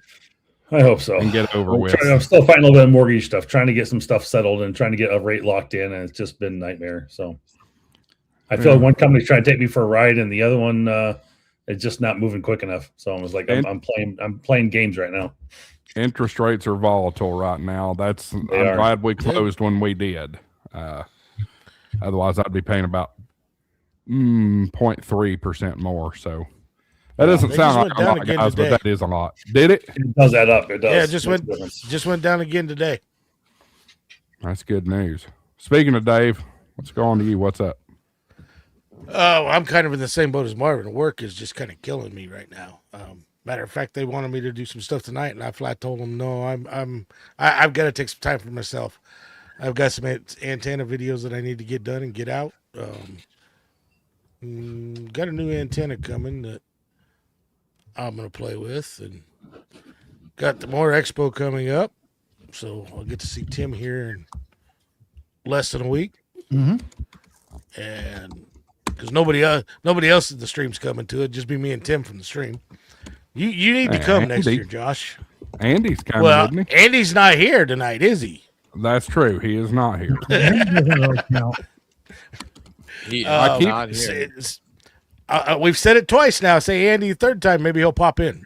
He's got to come in here and give his World Radio League update. But yeah, it's work right now. I wished I'd win the lottery so I could retire, because work right now is taking up all my time, and it's taking up too much of my time. But hopefully in a week, and like Marvin said, we're supposed to have some severe storms Monday and rain this weekend, so I might be able to get to do some stuff this weekend. One of the antenna videos I need to shoot, so if it's raining, I won't get that done. But other than that, that's what I got going on right now. Cool. Why did my button stop working? There it goes. Tim, what's up? Dave, I'm just looking at the thunderstorm. The weather forecast in Springfield, Missouri next week. That does not look good. Scattered thunderstorms every day.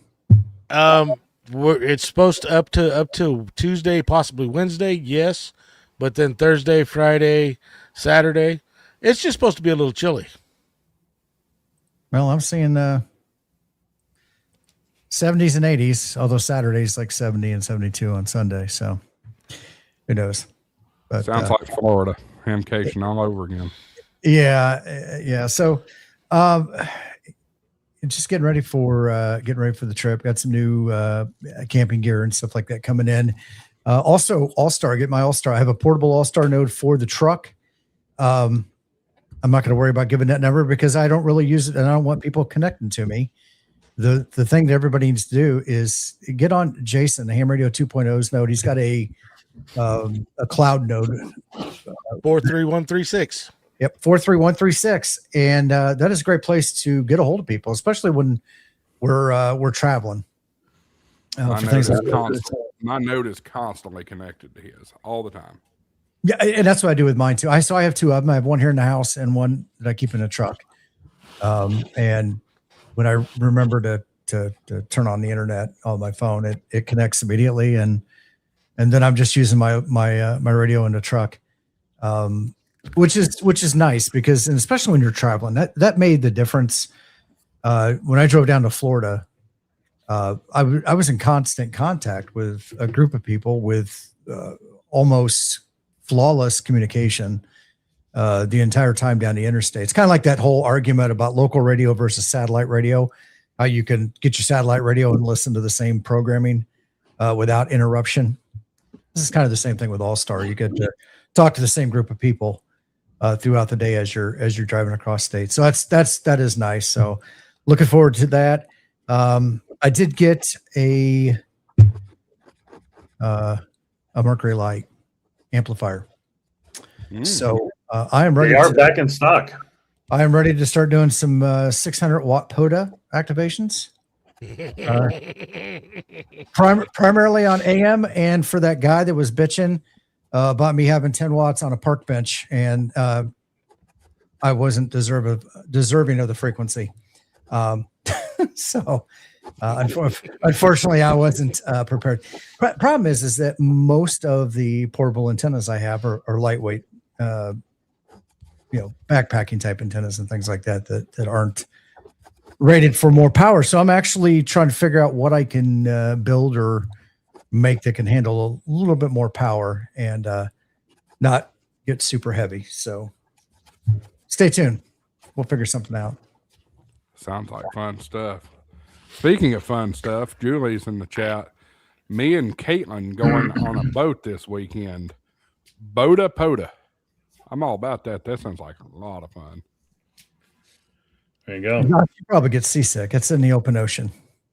Oh, no.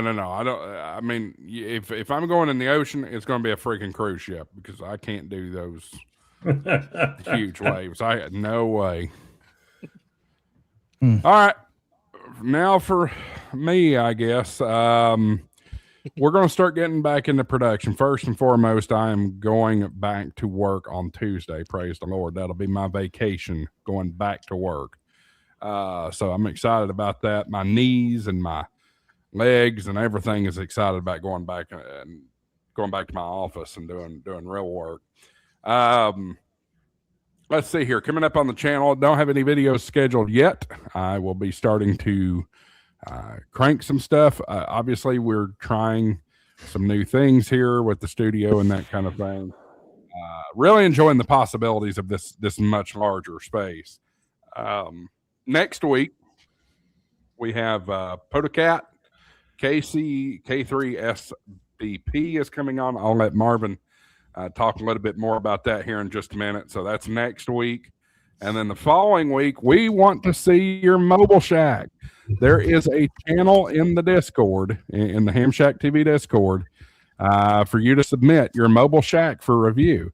And some of them we might actually bring on and let you do a live tour of the, just depends on what we got to see. So drop some pictures of your mobile shack and let us take a look at that. I think it's exciting. We don't talk about mobile shacks enough. So let me come back to the grid here. Marvin, tell us a little bit more about the PodaCat deal coming up next week. Yep. So Casey, K3SBP, has built this program called PodaCat, and you can take any radio, whether it's a QRP lab, an ICOM 7300, a Zygoot, whatever, and it will rig to support any radio, and you pair it with a computer and something like something simple as even a Raspberry Pi, and you can operate your station right from your phone, your tablet. You don't need an expensive interface LAN device to make your radio a remote rig. So it's really going to be quite inexpensive. Again, pair it with a Raspberry Pi, maybe something like Tailscale as your VPN, and a phone connected to the internet, and you've got a full remote station right there. No subscription, no cloud services, and it's truly free. You can always go out and buy him a coffee, but this is something very cool, very new. He's got FT8 built into this, and I have not had time to build this myself. I've been wanting to do it, and I've just not had the time to dig into it. I may try and go ahead and do it this weekend when I'm on the house myself, if I'm not going to try and get those videos done. But again,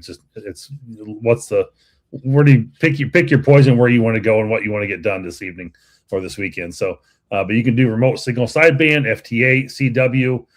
So lots of great options there for PodaCat, and I think you're going to find this to be a very interesting program to be able to remote. And it's like, I can take my 7300 and remote. I don't have to have a Mark II, or I don't have to have a Flex radio. I don't have to have any of these other Ethernet connected radios. Not at all. So very cool stuff. Can I remote my Bofang? Sure you can. Sure. Yeah, Sure. That's funny. I will say, Yasu guys, you don't have to go spend that $350 on an SU LAN 10 cable. That's right. PodaCat. Exactly right. So, has anybody else on the channel played with this yet? No. Okay. Yeah. No, maybe Don will jump in the chat next week too, because he's done a lot helping with KC on PodaCat. Don who? down there in Texas. I can't remember his call sign right now. He's the YouTube K5SKT. SKT. Okay. Huh? Yeah, that's it. Yeah. So maybe he'll jump in on this. We'll see. Yeah. So I don't know if Casey will be able to give a demonstration. I think he will. He'll probably give a demonstration. I'll check with him this week. Oh, he did. He gave a demonstration last night on Ham Radio Venture Guys channel. He did one last night for Podacat. Yeah, he's been. This ain't the first stream he's been on.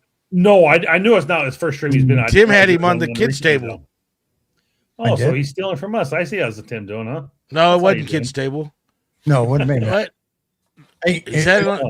What you need to do is you make sure you have them sign exclusive contracts when you book them. Oh yeah, hey. Somebody else is showing. Heck yeah, man! We're going to get the Office of the Attorney General involved here, Josh, and start writing some contracts so we can have exclusive rights first. You Where's your people badge? better start. Yeah, That's where's your badge? You people better start doing some super chats if I'm going to have to write some contracts for people. Hey, I did have a surprise plan for tonight, but I'm going to hold off on that surprise. And I'll tell you why I'm going to hold off. We didn't get a whole lot of people watching. And secondly, the numbers a little lower than I expected. He has his hand in a brown box. Secondly, what do you? I don't know. We didn't get any super chats, but it must be Amazon. No, it's not Amazon. Actually, I received this guy in the mail yesterday. It is another one of these. This is the Elecro ThinkNode M1, which I freaking love this thing. It works great. It is basically Elecro's version of that L1 Pro that Seed Studios has got. So I've got an extra one of these. I was going to give this away tonight, but y'all didn't respond. So we'll hold that off for another night. One of these? There you go. One of those. Is that the L1 Pro or is that the ThinkNode? I don't know what this is. Well, that's the problem. That's the ThinkNode. It's just a little black box with an antenna. Yeah, sure. The big difference in what you've got in your hand, Tim, and what I've got in my hand is this. One of those. This has the e-ink. This has the e-ink display, and I really like that e-ink display. Oh, I thought it was you were pointing out the key ring. What's the difference? No. Who cares about that stupid key ring? That was good, Tim. Right as you went to show it, he went full screen with himself. What are these? What are that these? looks like a Game Boy. It is. Well, no, it's another. This is the MusiWorks Duo. So it is the 900 megahertz board, but it's also the 2.4 megahertz board, and it will allow you to swap in and use both sets of frequencies. So the support is in. It is in the Meshtastic firmware. I believe it is also in the MeshCore firmware too, to be able to use both sets of frequencies. I don't think you can't use both of them at the same time. So you either select your US 900 megahertz frequency or you use the 2.4.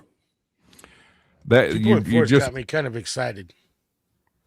Oh yeah, it's going to be different when there's enough people to utilize it. Mm-hmm. Right now, I've got one running, and with the exception of me, there's me. So you just made me remember, as I've been unpacking all these boxes that have been in storage for however long, I have this thing that I picked up from Dealer Dave. Oh, I guess it was at Huntsville last year, or maybe it was at Dayton. It was at Dayton. I remember it. This is the Seed Studio Sense Cap indicator. And, of course, it doesn't have a battery, so you have to be plugged into hard power when you use it. But the problem, I was going to flash it over to MeshCore because that's what's big around here. I don't think there's a firmware that works for this for MeshCore. So I was hoping to have Dealer Dave was going to be with us tonight, and he might have an answer. You know what, Dave? That's not the one that doesn't do Meshtastic very well, is it? It probably isn't the best. But Joe Brett Is that the one? Is that the one Joe Brett made? Yeah. That's Joe what Brett, I'd turn it into. I don't know. It's sitting in the drawer. That's a project for a video. Joe Brett's got a deal to turn that into a ham alert. Yeah. That's that. I might. How well is that working? Dave's Tim? in the chat. pretty good. Who's in the chat? Dave's in the chat. Well, why He isn't just he popped on up. the screen? Say his name 3 times and he appears. We You did. said his We name said his 3 name times. 3 times. There is not. It's being suspended. So does that mean that the device is not being sold anymore? Or jump That in would be here, my Dave. guess. You know where the link is. Where did Marvin go? Oh, he's on the phone. He's on the phone. That doesn't always work though, because I've said Mike several times tonight and he ain't showed up yet. Did you say it, Mike, 3 times the right way? Mike. Yeah. Sounds like an alarm. Better watch out. He'll be coming in the back door. He won't show up in the chat. He'll just show up on stage. You just need to be careful saying that. Does he have my admin for Discord? Because otherwise he don't have the link. But I'm sure Tim can fix that real fast. I'm nobody. I don't have your admin link. No, he's popped up You're because you're in the chat. Admin and yeah, you're in the chat. If you're in the show prep chat, you have admin. Oh, well. Anybody else want admin rights? We probably shouldn't have told him that. No. I personally try not to have admin rights on the kids table Discord. That's too much work. That stuff's crazy. I ain't got time for all that. It deals with itself. It deals with itself. Speaking All right, fellas. well, I was gonna say, speaking of the kids table, since I brought it up, last night we had Mike and Becky, Ham Radio Duo on there. That was a great show, by the way. I watched it. It was. They so they have got the Pebble HF, which is a small. Right now, it's just 20 meters, so single band, sideband, digital modes, CW, kit transceiver that you can build yourself. They're trying to get it down in price to get it under $50. I think there's 14 parts that you have to solder on and put together. Otherwise, it's all SMDs and surface mounts. And it's I think a fun concept to get started in building some of this equipment.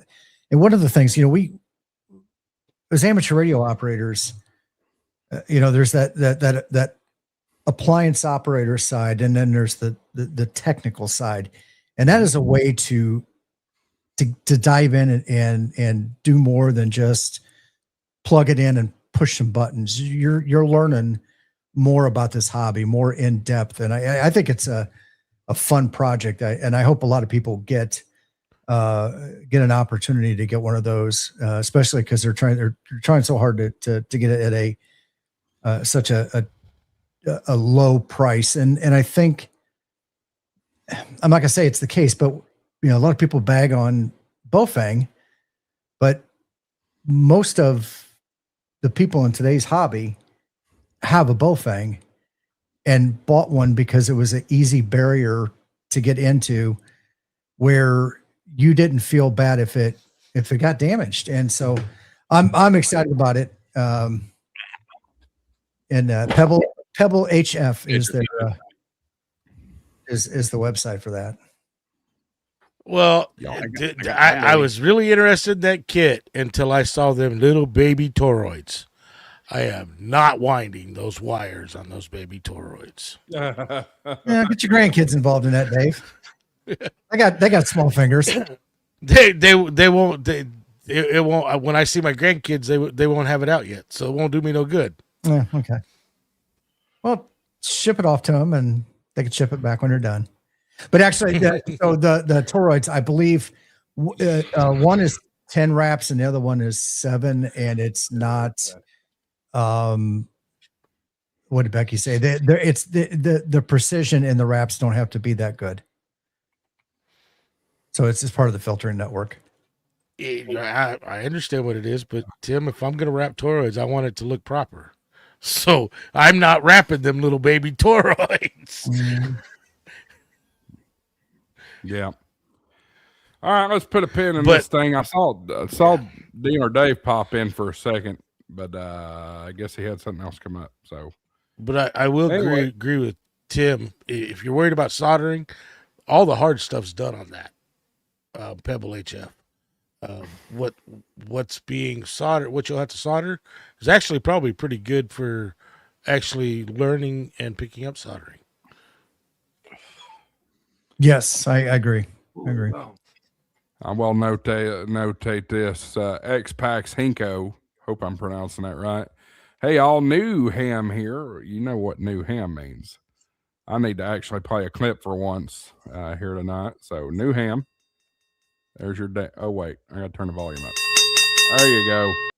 There's your ding for the new ham. The first radio I got was one of those Bowfang, whatever you want to call it. Fang. We'll just call it Fang.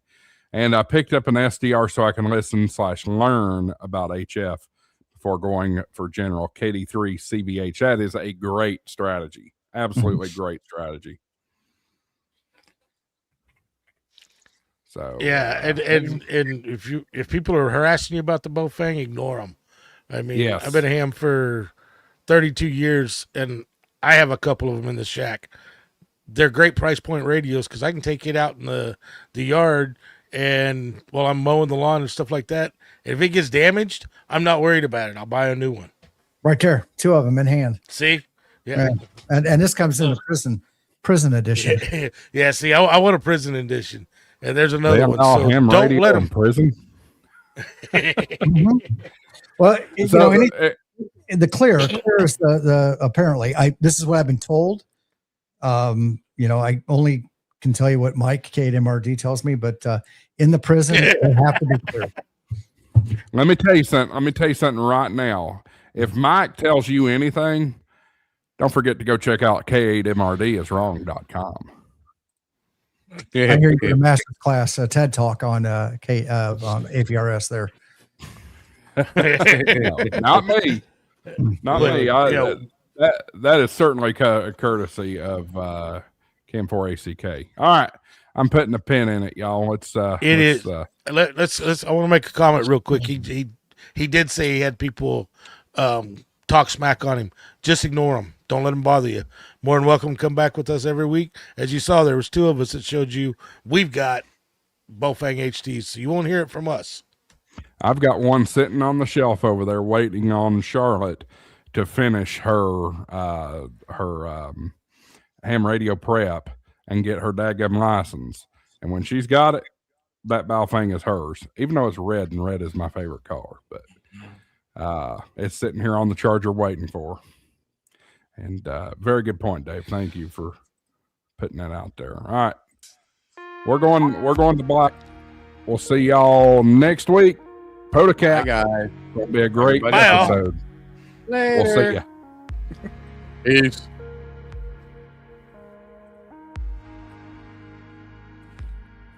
Y'all think I'm going to do it tonight? You think it's going to happen? Think real hard.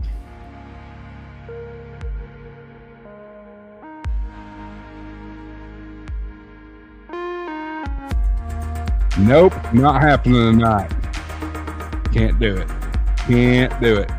Hey, stick around. We'll have more videos up for you throughout the rest of the week. Make sure you hit that like and subscribe button. We'll see you next week right here on Ham Shack TV Live 73, AA4WX, WSCB 693.